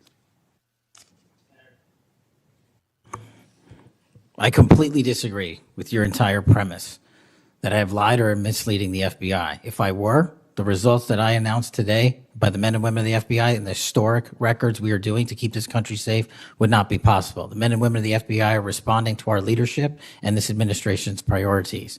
The only way people get terminated at the FBI is if they fail to meet the muster of the job and their duties. And that is where I will leave it. And you accusing me of lying is something I don't take lightly, but I'm not going to get into a tit for tat with you. Well, let me just ask you to answer my question. Has anyone from the White House contacted you about personnel decisions? Generally speaking, we always discuss with the White House, OMB, during the budget process, how many personnel we need, who we need where. Answer is yes. For Have budgetary you been purposes directed and to real. fire people, agents, because they participated in investigations of the president? I don't receive directions to do that. Has anyone I make the suggested it? decisions. Has anyone asked you to do it? The best information is, yes, you've taken suggestions and direction from the White House in firing qualified agents. Any termination at the FBI was a decision that I made based on the evidence that I have as a director of the FBI, and it's my job, and I'm not going to shy away from it. And as you stated, those are allegations, and that is an ongoing litigation. So they'll have their day in court, so will we. The allegations are not just in that lawsuit, Director Patel, and I think your testimony confirms that, in fact, you've taken direction from the White House I don't. in It those does not. retaliatory firings. It literally does Because you've not. acknowledged that, in fact, they have been in contact with you about personnel decisions. The Let me- White let me House move has on. been, do not put words in my mouth, we're on the record. The White House, like any administration, contacts its agencies on the budgeting process and where it needs personnel and where the mission priorities are. That always happens. If they didn't do that, they would be abdicating the responsibility to law enforcement. I will always work with my partners in the chain of command at the Department of Justice and the White House to ensure that this FBI is delivering the results we are delivering, to include the lowest murder rate in modern U.S. history, to include the most fentanyl seizures in modern U.S. history, to include the most lives saved and the most children found in modern ask U.S. you, history. That is a working FBI. That is not a failing FBI. Let's move on to a related area. In White House discussions, have you been asked or directed by the White House or others to engage in a crackdown on political groups or organizations, nonprofits, after the murder of Charlie Kirk? To direct at political organizations? No. I've been asked by my chain of command to properly root out criminal activity wherever it is in whatever investigation we are conducting, and that's what we're doing. Have those distinctions about whom you're going to target been based on direction from the White House? Nobody gives me a list on who to target. My targeting list is from the men and women at the FBI. Have you talked about investigating certain groups, nonprofits, or foundations or institutions? Whatever those investigations are, they're ongoing, and I'm not going to get into those. Have you used polygraphs to determine loyalty of agents? No. Have you committed that you will respect the First Amendment rights of agents. I have wildly committed to respecting the First Amendment rights of agents, but at the FBI, you have to balance your First Amendment rights with your mission. Have you imposed any sort of loyalty test in the course of using polygraphs or in any of the other personnel decisions? Polygraphs have been utilized at the FBI for decades. They will continue to be utilized in the fashion by the professionals that administer them. Have you asked under the polygraph test about individuals' loyalty or about their voting records or any kind of past statements? Just to make it abundantly clear, I don't tell the professionals how to conduct polygraphs or what questions to ask. They make those decisions. And I, as the director of the FBI, never ask anyone who they voted for. Have you investigated donors to a political party simply because they are donors? Simply based on that fact alone, no. Have you investigated donors for another reason? Many donors may be involved in criminal enterprises and criminal activities, and those individuals will be investigated. Can you commit to make public the Epstein files that so far have not been released if this committee is able to review them on a classified basis? I think this is an important distinction.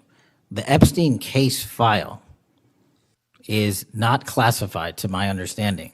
So we are providing what we legally can, and we are going to give Congress what we are legally permitted to do so to the maximum extent of the law. Will you enable the chairman and the ranking member to review them on a classified basis? That doesn't make any sense. If the material in the Epstein file is not classified, there is no basis for a Well, it would classified review. protect the confidentiality of them if they were able to review them on a classified basis. If anyone in this room can get the multiple district court judges to lift their court protective orders in the ceilings, we will happily provide you with more information. Are you in favor of merging the DEA and the ATF? That's not something for me to comment on. Well, those agencies work with you, don't they? With me, not for me. Are you in favor of orienting the FBI toward a national police function as opposed to the enforcement of federal law? The FBI does enforce federal law across the country. That's what we do. But isn't it a fact that you have told the leadership of the FBI that you view it as moving toward a local and state police function? No, we are prioritizing working with our local and state partners, and they will tell you that that has never happened with this much engagement in the history that they have been serving as local law enforcement officers. I believe local cops are the best intelligence source and the best understanding of their communities, and I folded in my FBI agents under that direction to work with them to get the job done. Thank you, Mr. Chairman. For the fourth time today, I want to remind people that my oversight has made clear that Director Wray's FBI was politicized. I've released a trove of records to prove it, not only today, but in past days. I've also said some FBI personnel who have been fired, retaliated against my whistleblowers, and I don't remember my Democratic colleagues defending my whistleblowers when their careers were ruined. Senator Schmidt. Thank you, Mr. Chairman. Before I get into the thrust of my comments and questions, Director, I want to thank you in our meetings prior to your confirmation, during your confirmation. We talked about your desire to get more agents out into the field, out of Washington, and take on violent crime. And you fulfilled that. St. Louis received the largest permanent per capita infusion of FBI agents anywhere in the country. And I know it's not only an isolated event, but we certainly appreciate your honoring your commitment to do that. And I know there's a lot of great opportunities ahead to take on violent crime, which you've highlighted many of the successes in your introductory comments. It's obviously no secret that this hearing takes place in the wake of a horrific American tragedy, the assassination of Charlie Kirk. For those of us who knew him, I know you did too. It's still sort of difficult to put into words what a tragic loss that is, not just for his family, but for our country, for free speech, for a belief that we can have a free exchange of ideas. And he was quite literally shot in the throat in an attempt to silence him and take his life. And so you have this task now of this investigation. There's been an arrest. But I think that we face an even larger crisis that law enforcement alone can't tackle alone. It's a crisis that is culminated in the assassination of Charlie. But it doesn't end there. It's I think every bit present right now, and the challenge is greater than quite frankly, I would have imagined. Seeing some of the comments that have taken place after the assassination, and something that I think as a country we have to reckon with. And it's something deeper, much deeper than a rejection of law and order or the norms of civil society. We've entered a very dangerous time, I think, in our country. And that should be clear to everyone. Political violence is a sign of a deep and corrosive sickness in any society. But in America today, the problem is just not political violence in the abstract. It is the specific kind of political violence which is overwhelmingly driven by a specific set of actors and groups. None of this emerged out of thin air. Over the past week, leaders from across the political spectrum have come out and forcefully condemned Charlie's murder and political violence more broadly. For that, we're all very grateful. We should be grateful. There have been calls to unite and come together in the wake of Charlie's murder, and I want to do that. I do. Someday I pray that we can be united as a country again and go forward together as a one people and under one flag, but we are not united. Upstream from the dehumanization and demonizing political violence and rhetoric tearing apart our country is a divide on how we view America and Americans. Is America good? Is America evil? Is there something inherently special about Western civilization, or is this 2,000-year project rotten to the core? And if it is something worth fighting for, which I believe, how do we do it? With words and ideas like Charlie did, or with firebombs and assassins' bullets? Political violence is always wrong. Period, full stop. It doesn't matter which side, in the name of any ideology or cause, it's wrong. But in America today, political violence is not a problem that falls equally upon both sides. We have to be honest about this. We must reject an attempt to paint it as some kind of random phenomenon with no particular creed or ideology, a kind of spontaneous insanity, which takes place outside of any broader social context and has no pattern at all. That's wrong. So free speech, yes. Political violence, no. But we have to be honest about what's happening.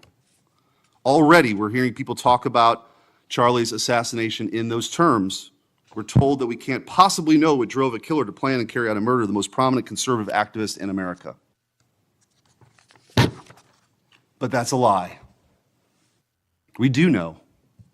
The facts are plain and clear, and we have to speak truth in this moment, or there's no other side of the mountain. The vast majority of Americans are against political violence, but there is a vocal, active minority that encourages and celebrates it, and that minority is overwhelmingly on the left. Just last week, a YouGov poll found that a full 25% of those people who describe themselves as very liberal say it can be justified for citizens to use violence to achieve political goals. Less than 3% of very conservative Americans say the same. That's too many. That is 3% too many. But we are lying if we think that this is a both sides thing. It's not. We have to confront it. And you're going to have an important job of rooting out these terrorists. This is an ideology that runs very deep. The numbers are virtually identical to the ones I just noted when it comes to whether or not it's okay to celebrate the deaths of people whom we disagree with. And while large majorities in both parties were opposed to celebrating political violence, Democrats overall were nearly twice as likely as Republicans to believe that it is usually or always acceptable to celebrate the death of a public figure they oppose. What in the hell is going on? Earlier this year, a poll found that more than 55% of people on the left believe that it would be at least somewhat justified to murder Donald Trump. These are not just some abstractions on a page. These are our fellow citizens. How can we come together with people who believe these things? We've all seen the flood of posts on social media over the past week, not just a fringe few, but thousands upon thousands of people gleefully celebrating a father of two young children getting gunned down in broad daylight. I wish I wouldn't have seen that video. I wish my kids would not have seen that video. Blue Sky, the left-wing alternative to X, was so overwhelmed with these posts that the platform was forced to issue a statement warning its users to stop glorifying the murder. And it wasn't just random social media trolls. It was journalists, elite college professors, and even politicians, all but saying Charlie's assassination was justified because of what he thought, because of what he said. We saw the flood of hit pieces, the most powerful media outlets in the nation dishonestly attacking and villainizing Charlie for the most vicious possible terms.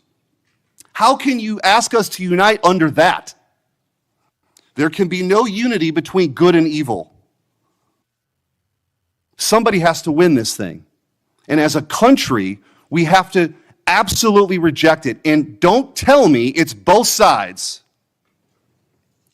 It didn't happen in a vacuum. Over the past decade, we've seen an explosion of political violence, not just one-off lone wolf attacks, but organized, systemic political violence at a mass scale. It is not organic. It is the offspring of a dark and clandestine system funded in part with our own tax dollars, winning with a large network of foundations, NGOs, activist organizations, and front groups. This system lurks behind every radical leftist movement in our nation today. The George Soros empire has financed a vast ecosystem of radicals, all working together, dropping off bricks at riots to unleash a tidal wave of violently anarchists on our streets and to prop it up in an army of researchers and experts and journalists and propagandists who downplay the political violence. What he's doing is serious. I'm going to ask you, because I don't have a ton of time, The opposite of what we should be doing as a committee. and I would point out, we've heard years of the left, their loudest voices calling anyone on the right extremist MAGA Republicans, fascists, Nazis, an existential threat to democracy. Check yourself, and don't give me this both sides bullshit. Mr. Director, I want to ask you, tell me if each one of the following perpetrators or alleged perpetrators were acting from a left-wing or right-wing political violence. The man who tried to kill Republican congressman at the congressional baseball practice, nearly killing House Majority Leader Steve Scalise, left-wing or right-wing violence? Sir, I believe it was a left-wing ideology. Okay. Burned down cities during the Summer of Love in the George Floyd riots, left-wing violence or right-wing violence? Sir, I'll rely on you on these. I don't have off the top of my head. I'm sorry. Okay, left-wing. The Waukesha Christmas Parade massacre, left-wing or right-wing violence? Left-wing. The Lee Zeldin stabbing attempt, left-wing or right-wing? Left-wing. The Covenant school shooting in Nashville, left-wing or right-wing? Left-wing. The Butler, Pennsylvania assassination attempt on President Trump, left-wing or right-wing? Left-wing. The Trump International West Palm Beach assassination attempt, left-wing. The Abundant Life Christian school shooting, left-wing. The United Care CEO's murder, left-wing. Tesla's burned, keyed, damaged, firebombed, left-wing. The murders at the Israeli embassy, left-wing. The ICE facilities firebombed, left-wing. The Minnesota Catholic school shooting, left-wing. The anti-white Charlotte and North Carolina stabbing, left-wing. The attempted Utah News State firebombing, left-wing. And now, of course, the culmination of this vile trend, a left-wing assassination of Charlie Kirk. So don't give me this both sides. If we want to get to unity, let's be honest. Let's be honest. Free speech, yes. Political violence, no. But let's be honest. Senator Hirano. Thank you, Mr. Chairman. Director Patel, just like the rest of the federal government, there have been significant personnel changes at the FBI since President Trump took office. I want to better understand the scope of the turnover and the changes occurring at the FBI. Since January 2025, how many FBI employees have retired, resigned, been fired, or otherwise separated from employment? I need a number. We'll get you a number. What is the number? You don't have it? Not off the top of my head, and I want to get you the right number. Would it surprise you to know that it's probably in the thousands, like 5,000? I don't think that number's Well, accurate. you don't know. Next question. How many special agents or analysts have left or been fired from the FBI since January 20th, 2025? Say, we will get you the numbers, and anyone that retires is of their own volition, and anyone that is terminated at the FBI, as I've said before, is done so because they have failed to meet the standards and uphold their loyalty and oath to the Yeah, so Constitution. you say.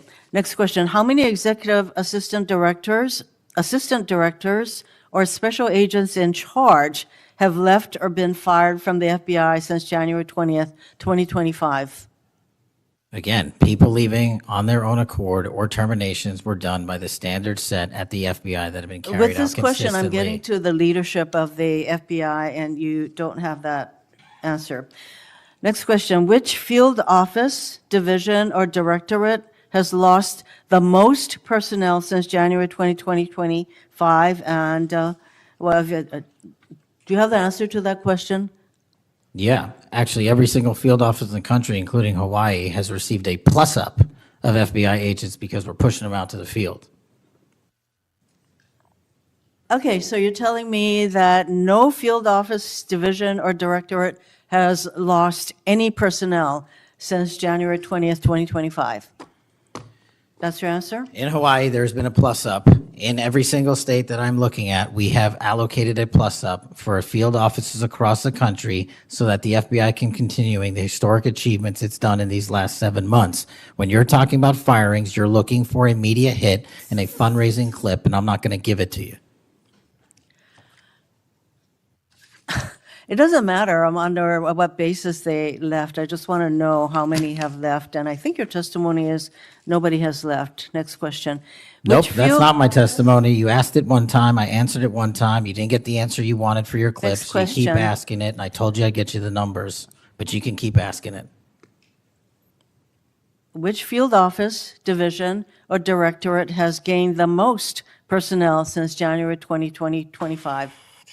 You noted that there have been plus-ups, so which offices have received these plus-ups? The greatest allocation that I believe was given to California and then Florida.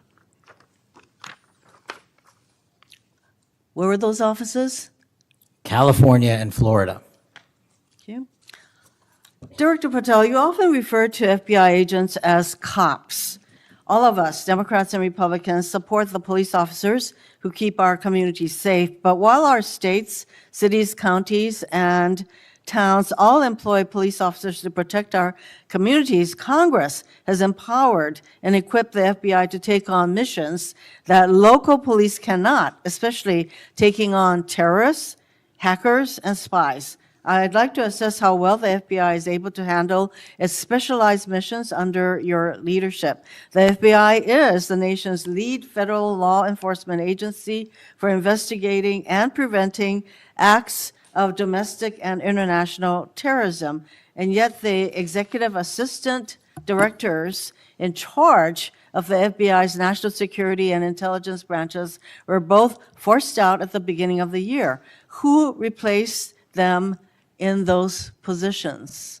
Excellent qualified personnel to lead the mission of arresting 23,000 violent criminals this year alone. That's twice as many the as people before. who took the places of I'm not the- going to give you any names so you can attack them. Why not? So you can attack them. I'm not doing that.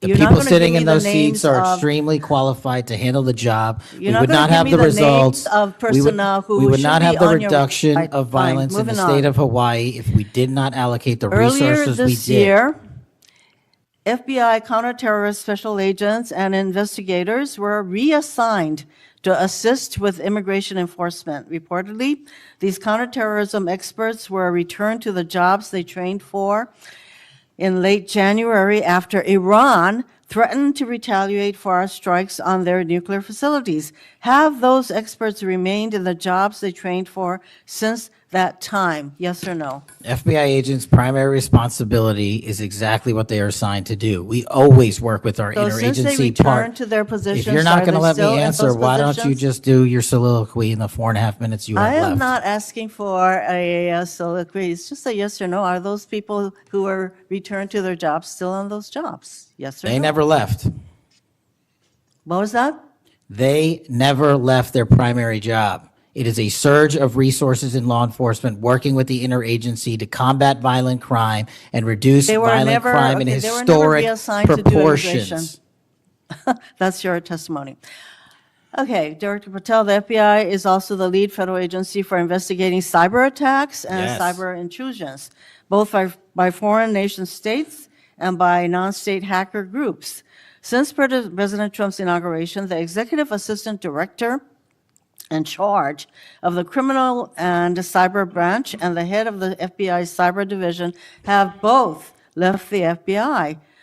What are the names of the people who replace them in those positions? The cyber branch is one of the most impressive at the FBI. 409 arrests this year, 169 convictions. That's a 42% increase from the same time last year. It's that So branch, any Mr. suggestion that Patel. the FBI cyber division is not operating at full capacity and better than ever before, the leadership at the branch is implementing these changes necessary to attack the cyber and ransomware infrastructure operators You for know Iran, why China, they're and important? I Russia. want to know who has those positions, since the people who originally were there, Supremely are no longer qualified there. individuals have those positions. are they?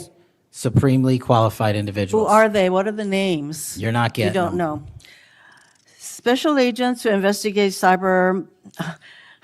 cybercrime were also reassigned for immigration enforcement. Have those expert investigators returned to their duties? Yes or no? All agents remained on their primary duties while surging to allocate resources for interagency operations to the Homeland Security task forces across this country. So are you, Am I what? see, I'm not getting the yes or no answers. I get all this explanation, so there you go. No, you get the work that Are the men you and women of the planning FBI are doing. And you don't want that. Additional personnel cuts to the cyber division in the future?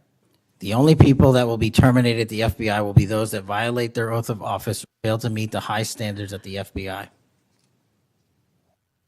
Director Patel, the FBI is meant to be the tip of the spear in combating terrorism against the United States from both foreign and domestic sources. It's also our lead agency in fighting the hackers who target our businesses and critical infrastructure. But instead of a specialized role fighting these kinds of terrorists, hackers, and spies, you have the FBI playing the role of local police and helping with immigration enforcement. I'm going to move on to my, you've been asked some questions about changes to your hiring standard, and including college degrees and possibly the age. But, one question I had is,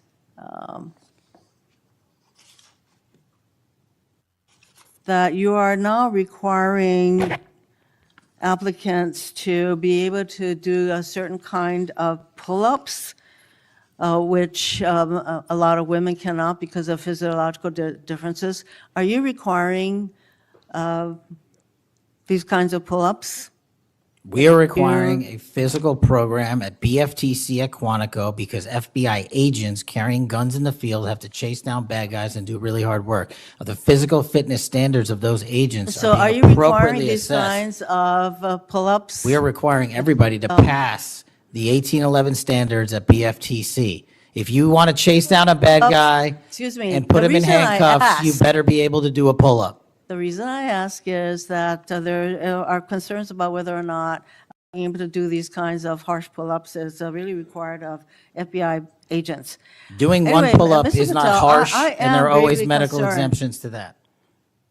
I am gravely concerned by the state of the FBI under your control. And in fact, you are willing to take a cut on your agency of almost $500 million.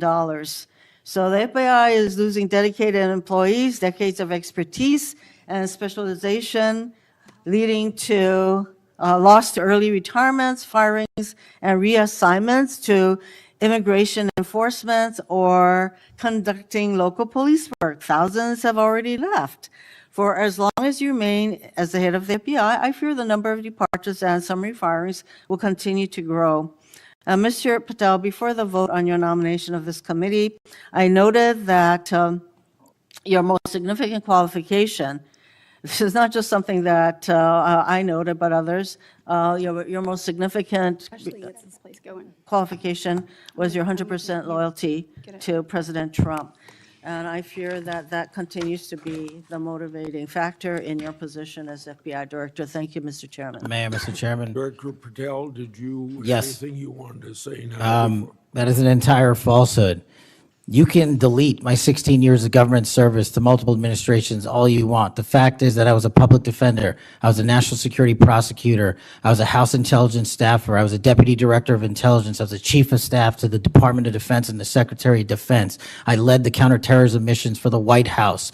Those are just some of the jobs I held in my 16-year career. There was no loyalty then. There's no loyalty now to anything but the Constitution. Senator Brett.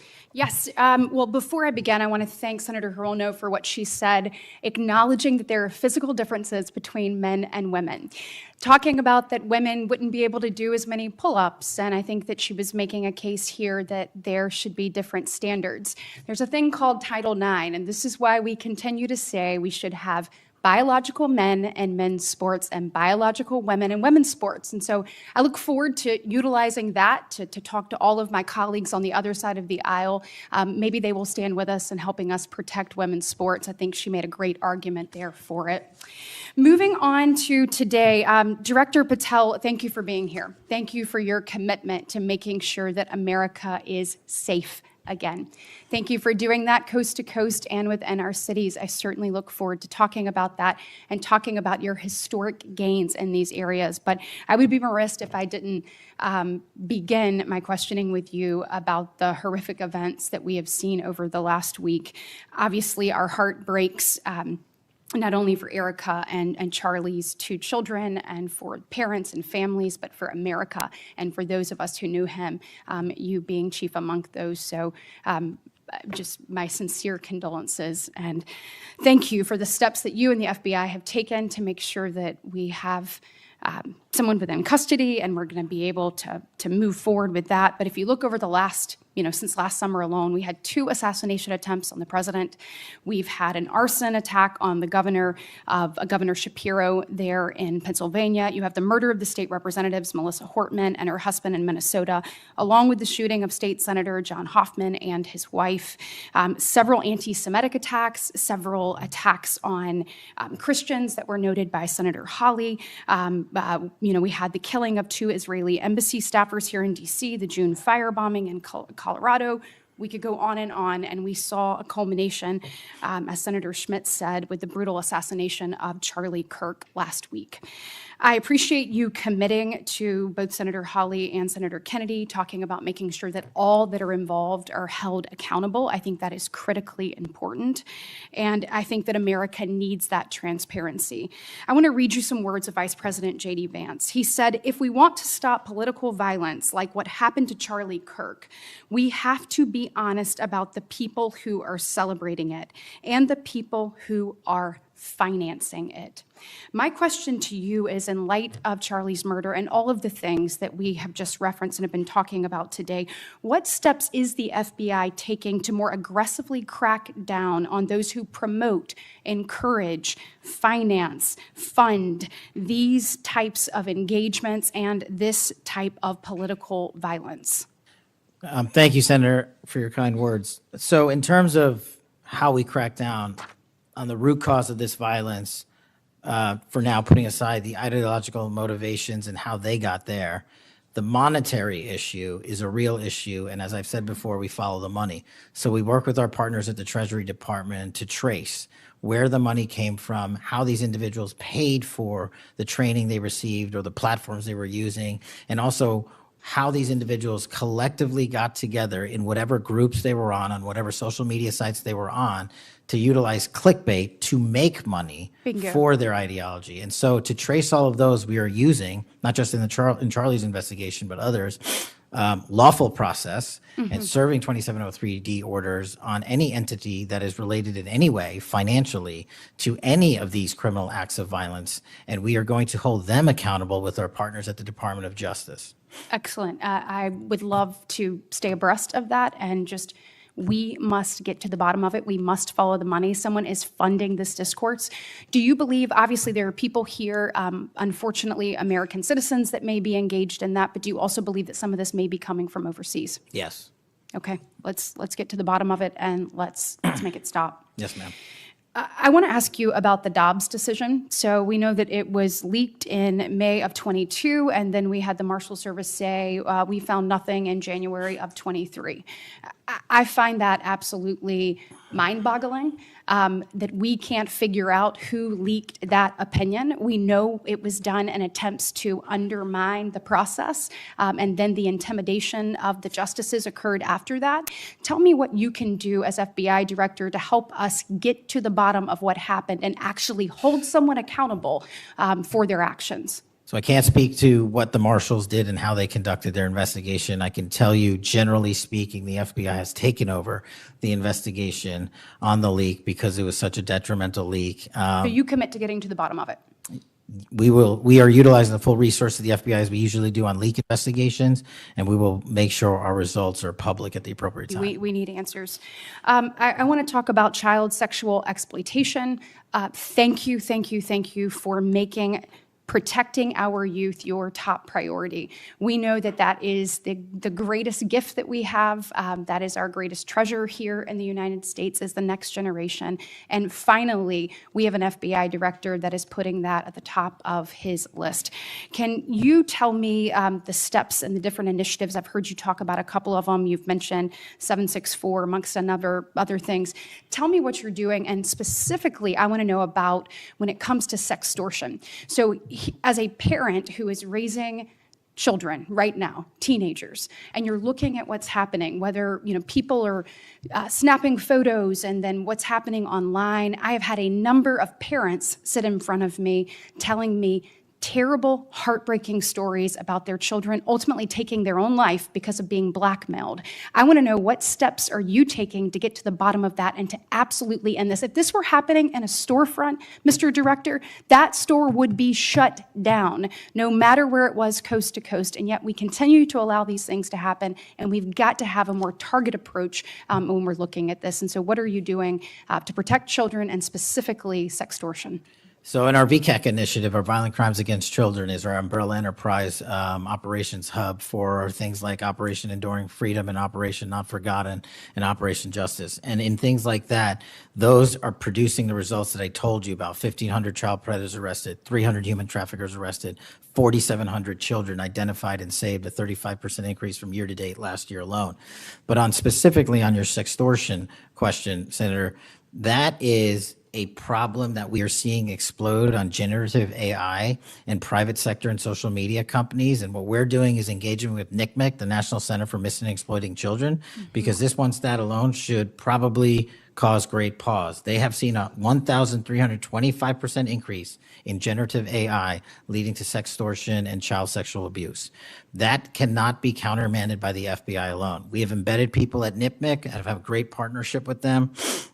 But what we need to do is what we did in the month of May, and we're doing it over and over again. We arrested 400 individuals in 1 month, in 1 month search. Wow, These thank you. individuals have prioritized, the agents and intel analysts have never left that mission. They're doing multiple missions at the same time. That's what the FBI is called upon to do day in and day out, and we won't stop doing two things at once.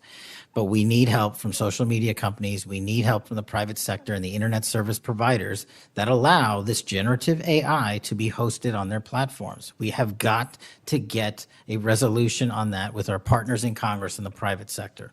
Well, we are definitely committed to working on that. I know the people up here. So you let us know what tools you need, and I know we've got several ideas that we look forward to pushing forward.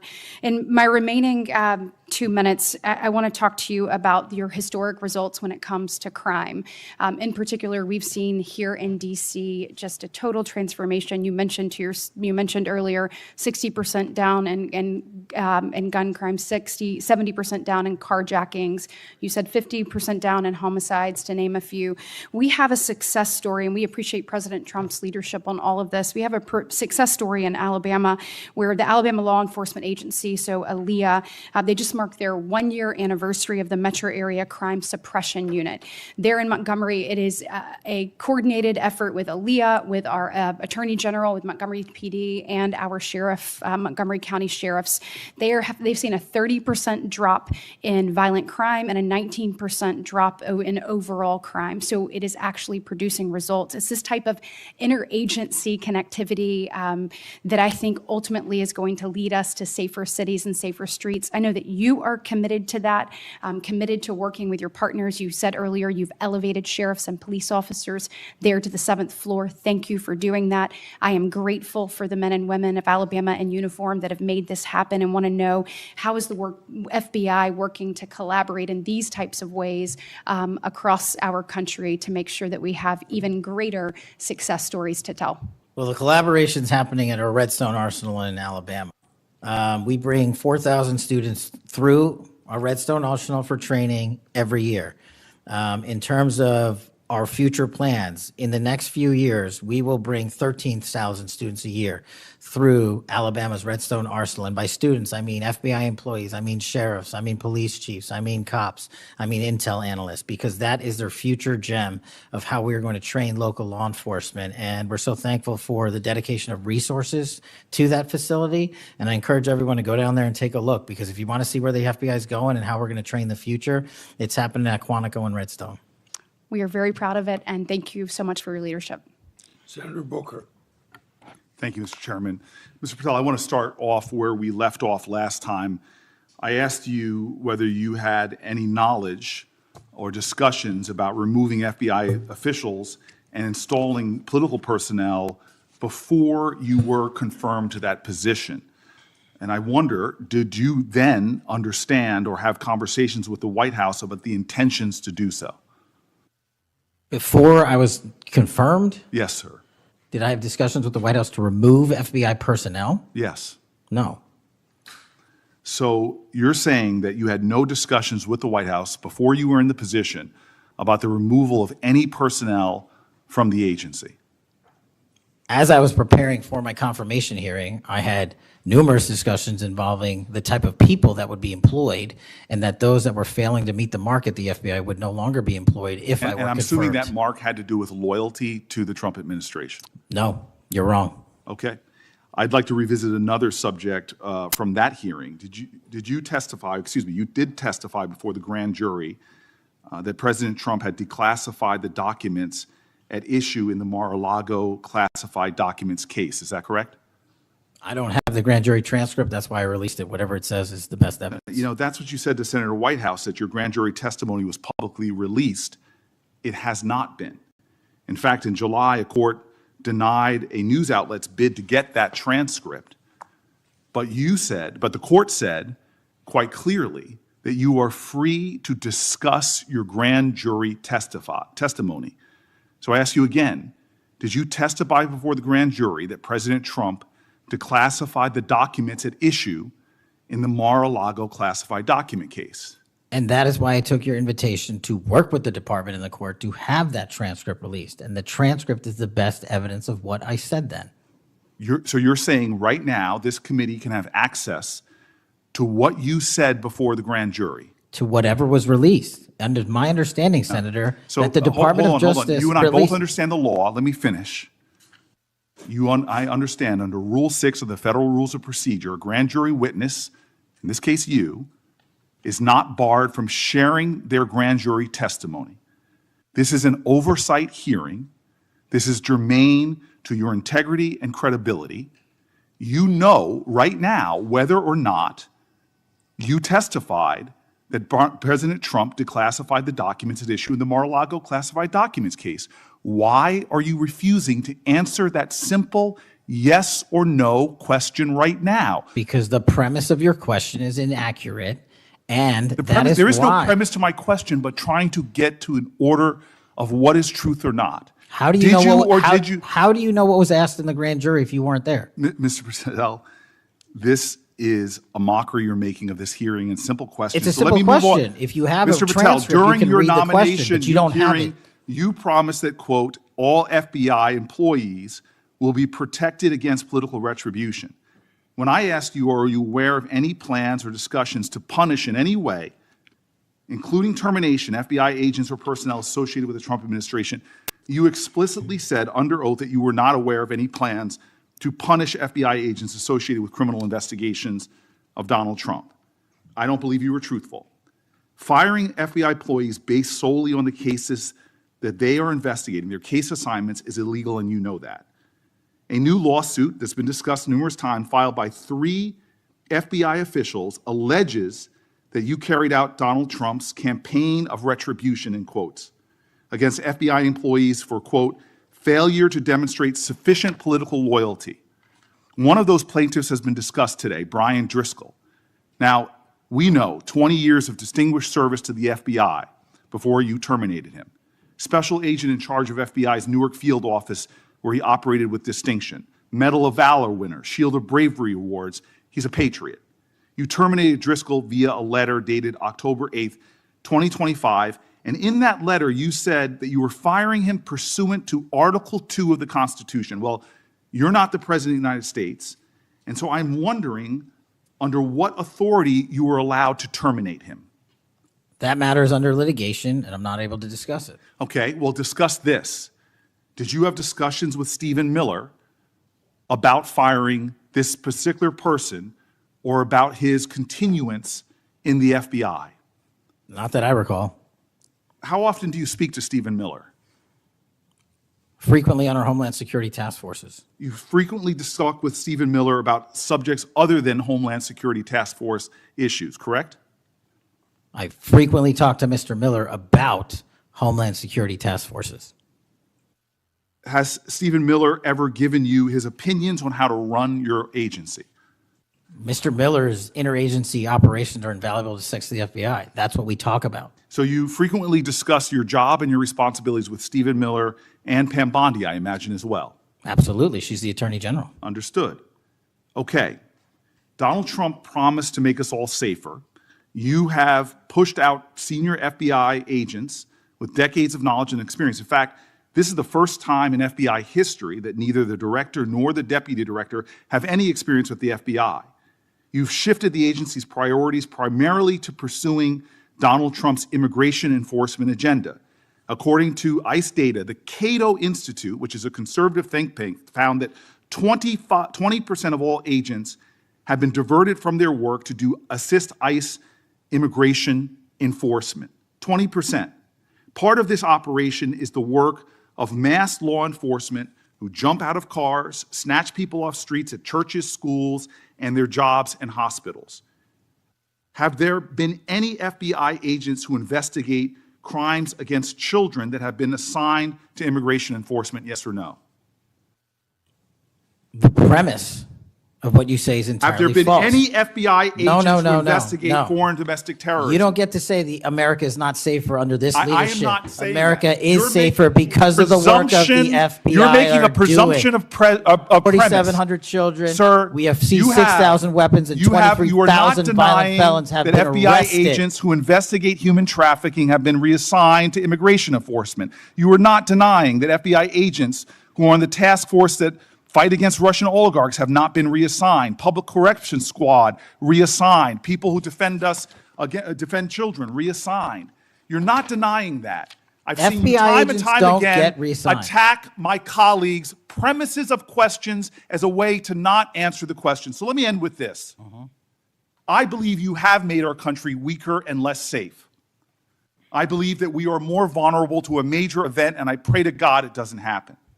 You've gutted the Bureau of Institutional Knowledge and Expertise. You fired or pushed out seasoned FBI officials, many with more than 20 years of experience, and were working on cases that were critical. You've been purging thousands of serious law enforcement officials who spent their careers keeping us safe, only to lower hiring standards in order to find anyone to replace them. And shockingly, you admitted in this hearing to Senator Coons that it would take 14 years to fill the vacancies at your agency. Many are the result of your purge. 20% of FBI agents are doing low-level immigration enforcement instead of their mission-critical work. You've disbanded entire task forces that stop election interference, foreign influence, public corruption. And who benefits from this? Well, corrupt people benefit from it. Criminals benefit from it. Vladimir Putin benefits from it. And it really makes me wonder who you're looking out for. It makes me think we can't trust you as a nation. You swear to release the Epstein files, but now you're withholding the Epstein files. You claim that you have a suspect in a serious assassination. Whoops, then you don't have a suspect. You know nothing about plans to remove FBI agents, yet you're directly involved in those plans. In the words of an ex-FBI official, you are overseeing, and I quote, generational destruction of the nation's premier law enforcement agency. Mr. Patel, in just 8 months, you have assaulted the institutional integrity of the FBI. But I know FBI field agents. I've worked with them in Newark. No matter how truly bad you are, you can't undermine the legacy of agents who fight every day to keep us safe, but you can tarnish the integrity of the agency and undermine the agency's capacity. I believe you're failing as a leader, and that your failure does have serious implications for the safety and security of Americans and our families. We're more vulnerable to domestic and foreign attack because of your failures of leadership. I don't think you're fit to hand the Bureau, but here's the thing, Mr. Patel. I think you're not going to be around long. I think this might be your last oversight hearing. Because as much as you supplicate yourself to the will of Donald Trump and not the Constitution of the United States of America, Donald Trump has shown us in his first term and in this term, he is not loyal to people like you. He will cut you loose. This may be the last time I have a hearing with you because I don't think you're long for your job. But I'm going to tell you this, I pray for you. I pray for you that you can step up and defend your oath, defend the Constitution, and do a much better job of defending this country. Thank you, Mr. Chairman. Do you want to say anything? Yes, at this sir. point? That rant of false information does not bring this country together. If you want to work on bringing this country, it's my time, not yours. My If you- God. If You're you gonna want to lecture talk me about, dividing this country, it is I my follow time. you on your social media posts that It is tear my this country time apart. to There address should be a your unifying- falsehoods. Oh, You are an you can try embarrassment all to the you division want in this country. to not Senator, take it is my responsibility time. for what You you had your have said. time. Sir, you're Your making time a is mockery of this over. committee. Sir, you don't tell me my time is over. You The know how people far of New we've Jersey come tell me since what my you time tell- is. Senator- You can't lecture me. You can tell me Sir, my you time's over? You may be the charge of the I'm FBI, not going anywhere. but I am not afraid of you, sir. Mr. Chairman, Not afraid of you. Mr. Chairman, point of order. Senator Booker, I announced at the beginning of this meeting that this back and forth, talking over each other, doesn't work. And I said if that happened, I asked Patel not to respond, and I was going to give him some time after the senator's time was up to respond. And he has the privilege to do that uninterrupted. Mr. So Chairman, go- one point of Go order. ahead, Mr. I've Patel. watched him talk over us, and you've never once criticized him for us not even being able to get our questions out. Well, He has been rude and disrespectful to senator after senator. And when the senators were not giving him a chance to answer, I didn't stop the senator either. Go ahead, Senator. Thank you, Mr. Chairman. If the FBI, under my 7-month leadership, were failing this administration in this country, why do we have 23,000 violent felons arrested this year alone? A a double increase from that time last year. Why is it that we have seized 6,000 weapons? Why have we found 1,500 child predators and arrested them? Why have we have 300 human traffickers in jail? Why have we found and identified 4,700 children? Why have we seized 1,600 kilograms of fentanyl, enough to kill a third of the American public, a 25% increase alone from last year? 88,000 kilograms of cocaine seized, 7,000 kilograms of meth seized, and that's just on our criminal operations in summer heat. How is it possible that we're taking 8 kilograms off the streets of the cities in New Jersey and preventing the deaths of 607,000 people this year alone, a failure of the FBI and my leadership? How is it that we have counterintelligence arrests already this year exceeding the numbers from the entirety of last year? 33% increase in PRC, 83% in Russia, 60% in the CI space as it relates to Iran, and we haven't even talked about CT, the southern border, the northern border. Before Senator Cruz, I kind of feel like a broken record today. All this interest in FBI termination, yet my colleague showed no intent or interest in when my whistleblowers suffered retaliation over the past years, particularly the past 4 years. Indeed, one whistleblower has alleged that Brian Driscoll's insubordination, whether an agent is on a hot button case or not, they ought to be held accountable for misconduct and weaponization. Senator Cruz. Thank you, Mr. Chairman. You know, I have to say, it used to be that to see theater, you had to go to the Kennedy Center. Now, apparently, you need only go to the Senate Judiciary Committee and see our Senate Democrats berating the director of the FBI, which, okay, it's not, partisan politics is not new in the United States Congress. But what is remarkable is what Senator Booker was berating Director Patel about. He wasn't berating him for failing to do his job, but rather he was furious for Director Patel for successfully doing his job. For 4 years, the Democrats under Joe Biden had an open border that undermined the safety of every single American. They allowed 12 million illegal aliens to come into this country to invade this country, and every single day Americans were murdered, women were raped, children were assaulted by violent criminals that Democrats released. Now, Director Patel, I found Senator Booker's questioning really bizarre. He asked you, have you reassigned FBI agents from human trafficking to immigration issues? Director Patel, are the Mexican cartels that are bringing people illegally into this country engaged in human trafficking? Yes, sir. What the hell does it mean to reassign someone from human trafficking to immigration? The greatest human trafficking in the world has been over the last 4 years at our southern border. It is modern day slavery that the Democrats still defend. They still defend those open borders. Mr. Patel, he also said, did you reassign FBI agents from protecting children to immigration? How many children have you found that were victimized by the open borders of the previous administration? 4,700. 4,700. And yet, oddly, I don't hear a Democrat here saying, gosh, thanks for protecting those kids. 35% increase year to date last year.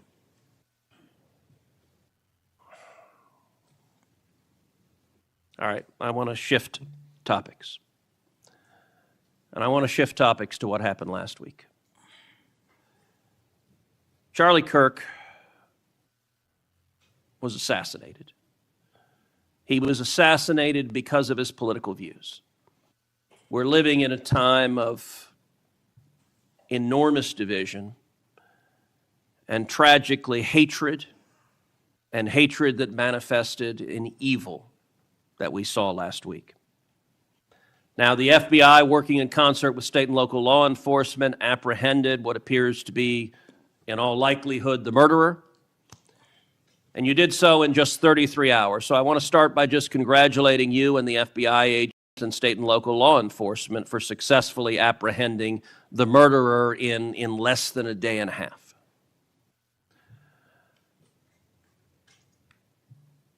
In the wake of that assassination, We have seen far too many people on the left celebrating the assassination. We've seen Democrats, we've seen activists cheering it on. We've seen, tragically, teachers in high schools, teachers in elementary schools, university professors cheering on the murder of Charlie Kirk. You and I both knew Charlie well. He was a good friend. He was an extraordinary man.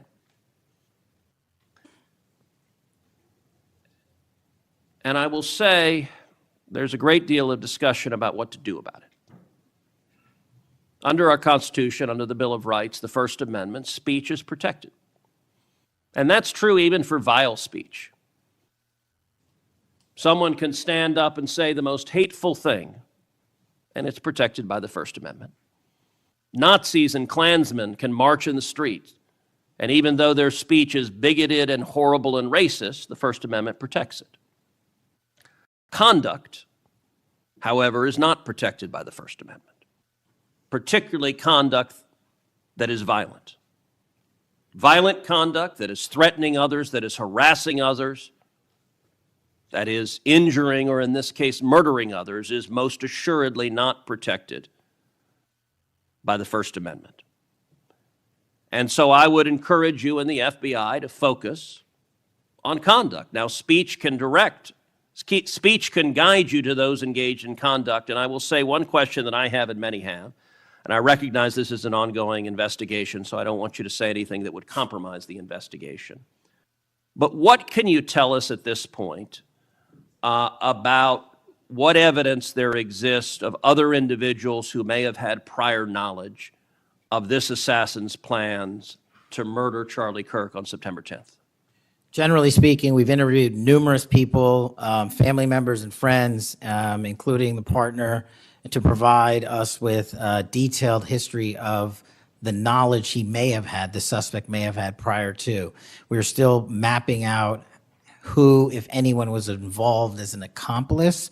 As I said, the investigation is ongoing. We're also speaking to and going to interview numerous individuals online who were part of a chat group that was involved in this heinous assassination. And we're also going to work with our state and local partners out in Utah to find out what community organizations, if any, participated or had any foreknowledge of this information. But it's very much ongoing. I remind everybody that it's not even been a week since Charlie's tragic death. Is it accurate, it's been widely reported, that the assassin's roommate was a transgender man who was transitioning to be female, and it's also been reported that they may have been romantic partners. Is that accurate? Yes, Senator. And I assume the FBI is investigating. It has also been reported that there were transgender chat rooms that may have had some awareness of the plan to commit this murder. Is that accurate as well? I'm sorry, can you repeat the question? It's been reported that there were chat rooms of transgender activists that indicated some degree of potentially of foreknowledge of this murder. We're still developing that.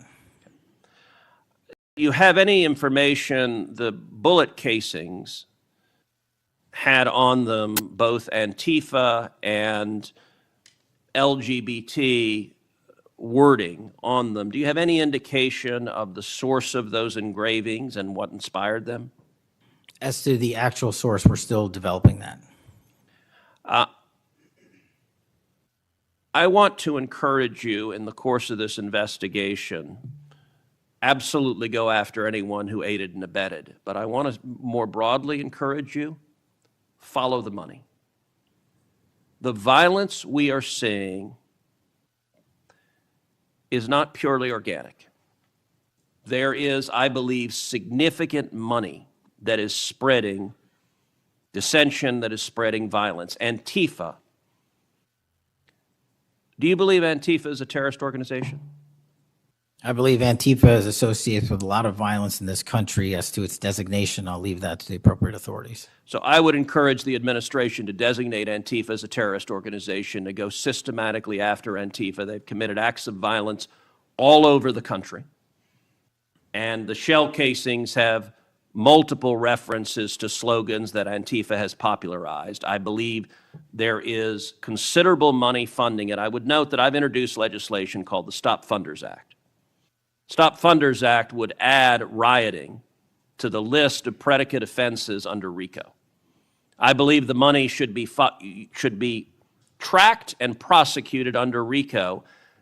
And both the Antifa and Black Lives Matter riots of a couple of years ago and the pro-open border riots in Los Angeles and other cities of this past year, I believe there was significant money behind those riots. I'm not the only person who noticed at the anti-Semitic protests and violent protests on college campuses that many of the tents all matched. And so I would ask, would it aid your ability to prosecute these matters if Congress passed into law the Stop Funders Act and if rioting was added to the list of predicate offenses for RICO? Yes. Talk to me about the efforts of the FBI to go after the funders of the anti-Semitic protests on college campuses, the pro-open border protests in cities, and potential LGBT violence. Talk to me about the efforts to go after the money of those who are funding and promoting violence. As I've always said, Senator, money doesn't lie, and we've been following the money. And so that's what we're doing, issuing lawful process to organizations involved with criminal activity, because the money's got to come from somewhere and it has to be funded somehow. So we have extensive investigations ongoing into numerous organizations that are related to violent criminal activity. Cutting off the money will make America much safer, and that is the core job of the FBI. And I thank you for doing your job. Senator Padilla. Thank you, Mr. Chairman. Mr. Chairman, glad to be on this committee and take our responsibility seriously to conduct oversight of the FBI, obviously one of the most critical law enforcement agencies in the country. As Senator Klobuchar and others on this committee have reminded us, the last several months have provided far too many reminders of the political violence crisis in America today and the gun violence crisis in America today, including the tragic killing just last week. Director Patel, this committee takes seriously its not just oversight role, but recognizing the FBI's important role in protecting the public from gun violence while respecting constitutional rights. If you recall, this was a significant subject area of my questioning during your confirmation hearing. The Bureau plays a central role in enforcing federal firearm laws, ensuring the accuracy of background checks, and monitoring trends like machine gun conversion devices and lost or stolen firearms. Now, during your confirmation hearing, you pledged that the FBI would enforce firearm laws fully and fairly, consistent with the Second Amendment. Yet we continue to see a sharp rise in lost and stolen firearms reported by federal licensees. Can you point to any measurable enforcement results like arrests, not just arrests, but also prosecutions or task force expansions since you became director? I'll get those to you, Senator. Nothing you can share here today? No, I'll get the full list to you. You came unprepared today to respond to questions which you knew were important, going back to your confirmation hearing.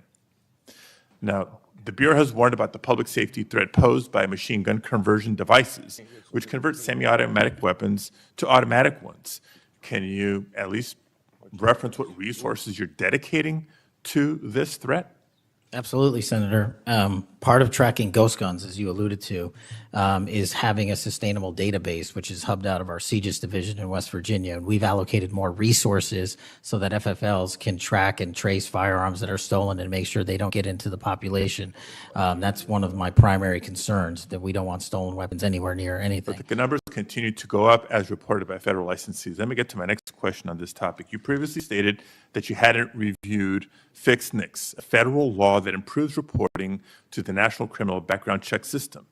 8 months into your job, what concrete steps have you taken to ensure that NICS records are complete, accurate, and timely?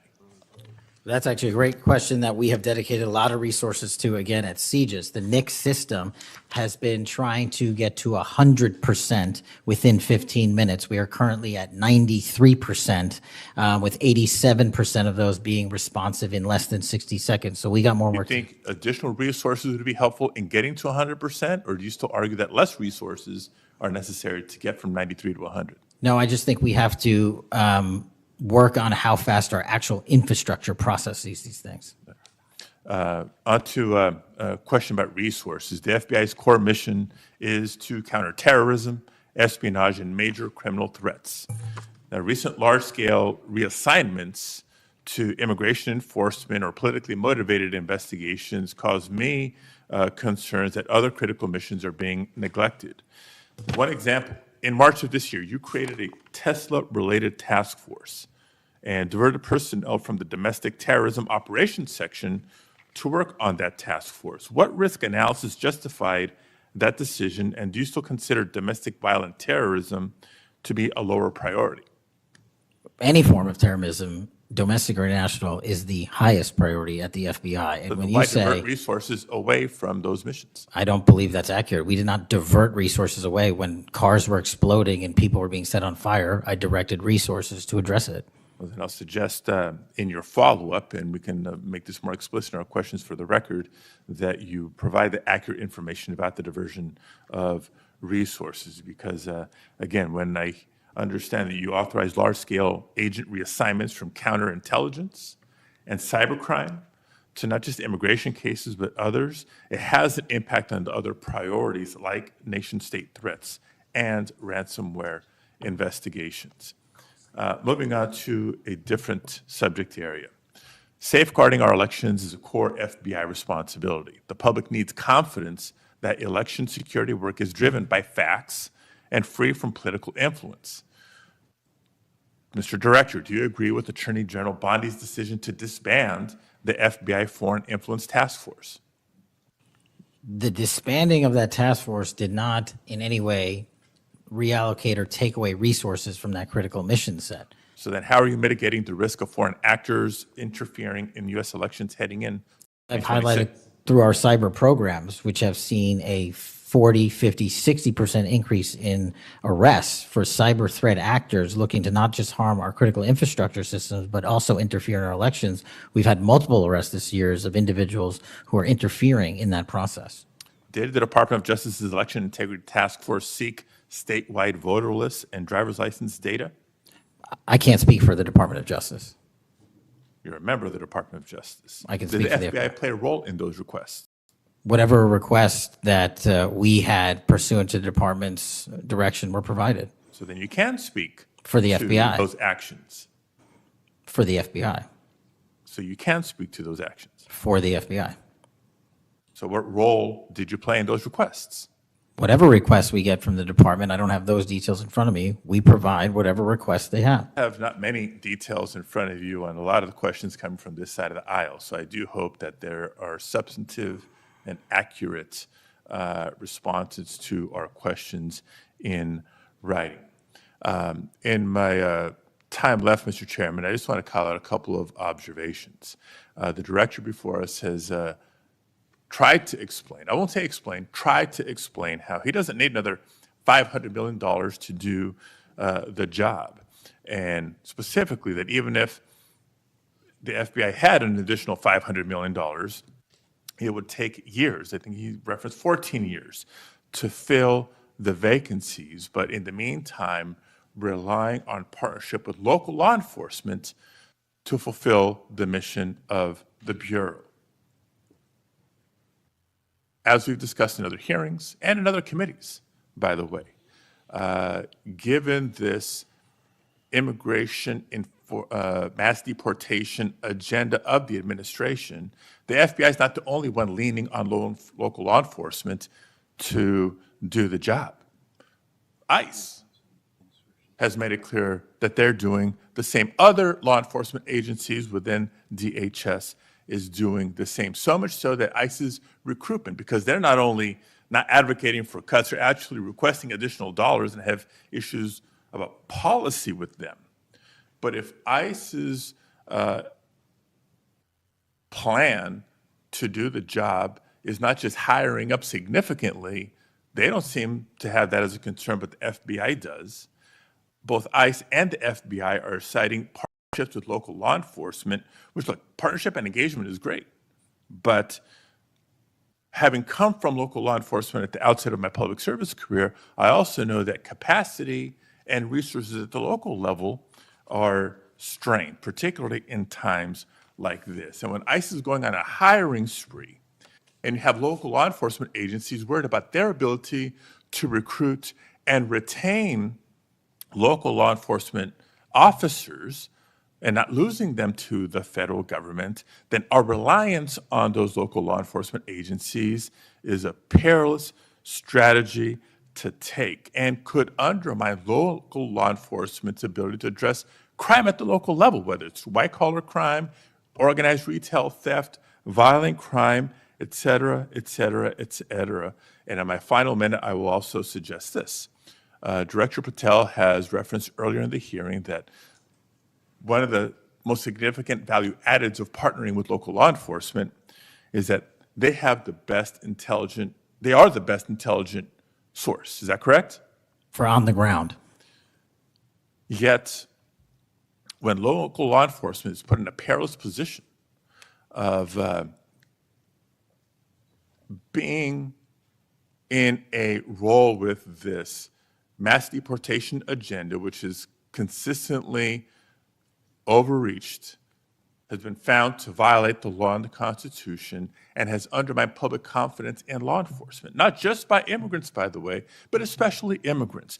When immigrants are victims of crime and are afraid to come forward because they don't know what law enforcement is going to do with their information or not, when immigrants, legal or undocumented, are witnesses to crime and are afraid to come forward with that information because they don't know what's going to happen with their information or not, that undermines the credibility of law enforcement with the community and undermines the intelligence, Director Patel, that you say are the best source of intelligence when it comes to law enforcement. So it's shaky, it's worrisome, and in my opinion, overall, you are failing to live up to the role and responsibility that you have been confirmed to, and I associate with myself with everything Senator Booker said earlier. Thank you, Mr. Chairman. Okay, before we go to Senator Blackburn, without objection, I want to introduce into the record a recently declassified document thanks to Director Patel.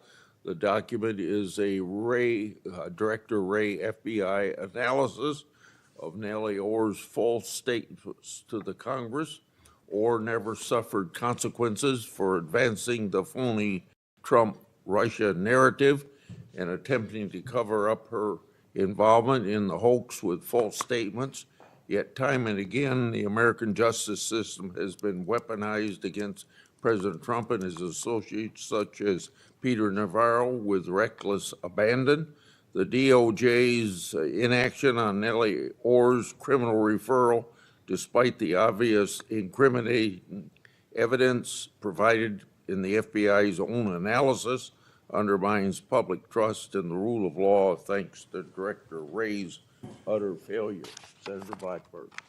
Thank you, Mr. Chairman. And Director Patel, thank you ever so much for being with us today. And I want to thank you for your commitment to fight violent crime in Memphis. And when you first came to meet with me before your hearing here, I gave you the stats on Memphis, Tennessee, and their crime rates.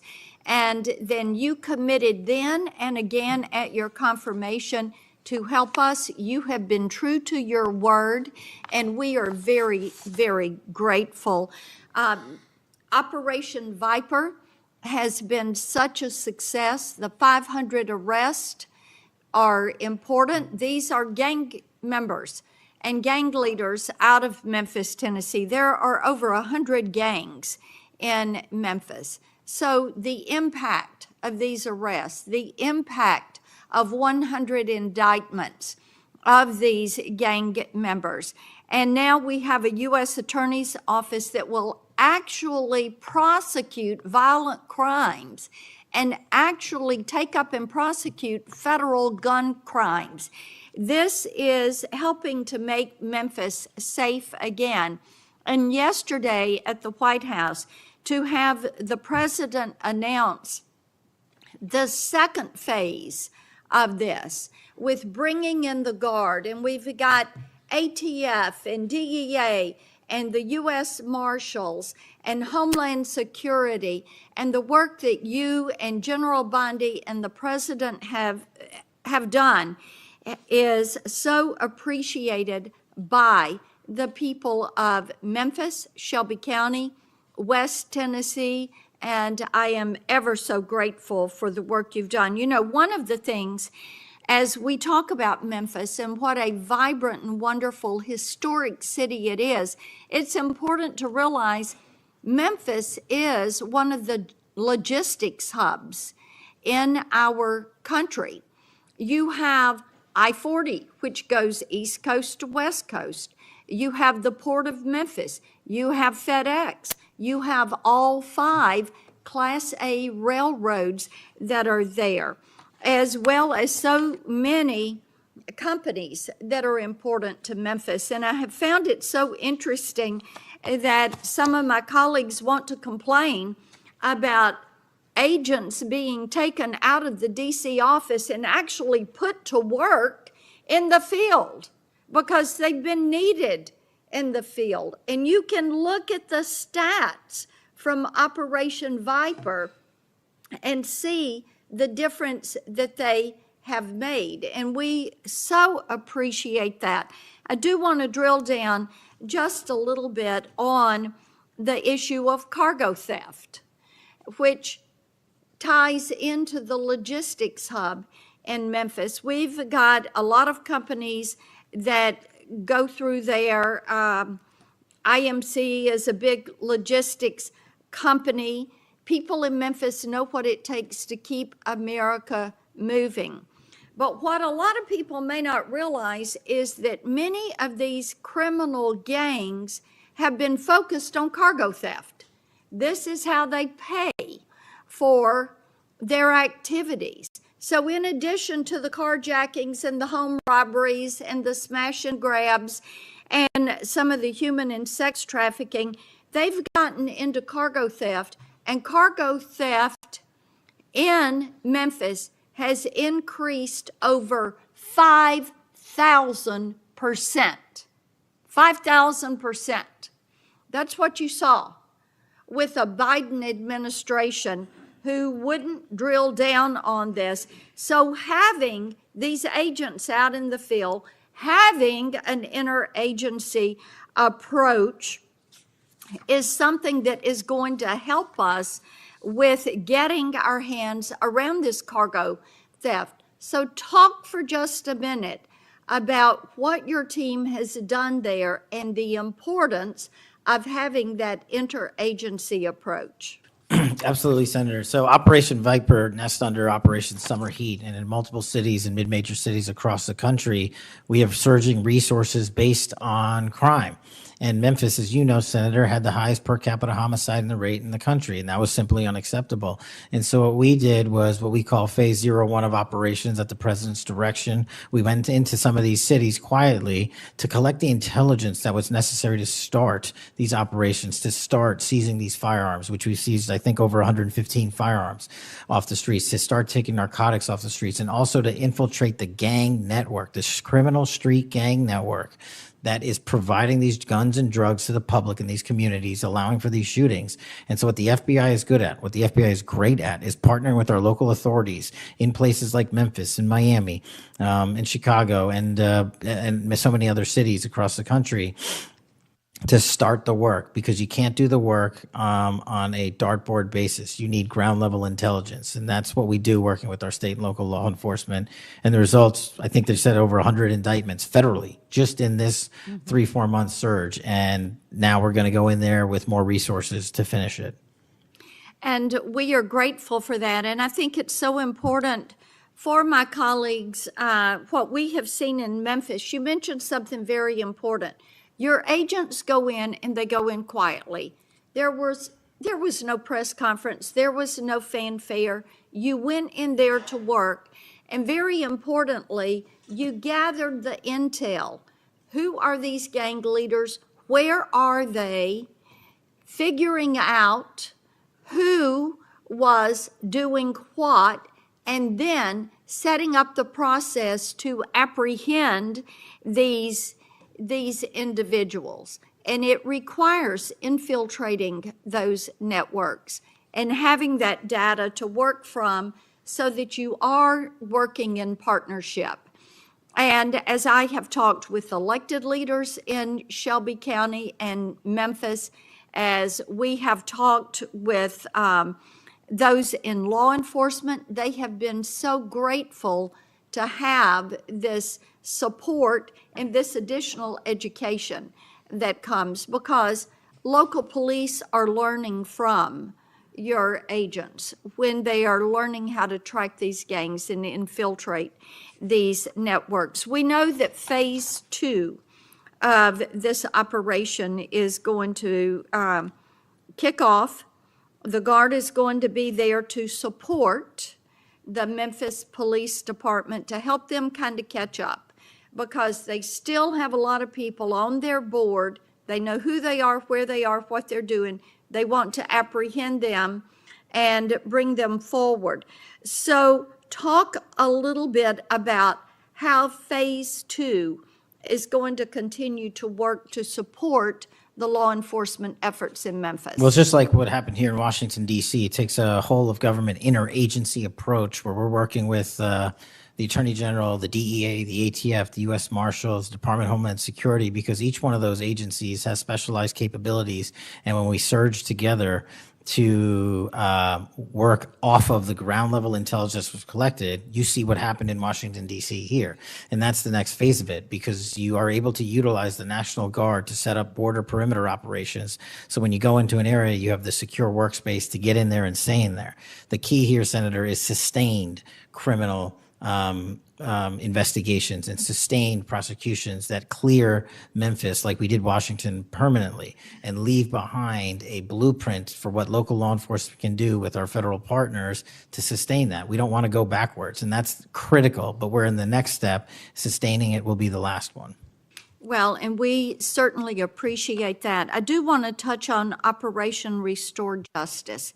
And Senator Britt mentioned some of this very briefly, and I know that you and A.G. Bondi have done a tremendous amount of work in protecting children. I appreciate that. And we passed my Report Act last year, and President Biden signed it, and this does require social media to report to NCMEC so that we can have these perpetrators followed up with and apprehended. That's a good start. We're still trying to get the Kids Online Safety Act passed. That has been a bipartisan effort. We have looked with disdain at what has happened with Discord and Charlie Kirk's killer, alleged killer. Talk for a moment about what else Congress ought to do in order to give you all the toolbox you need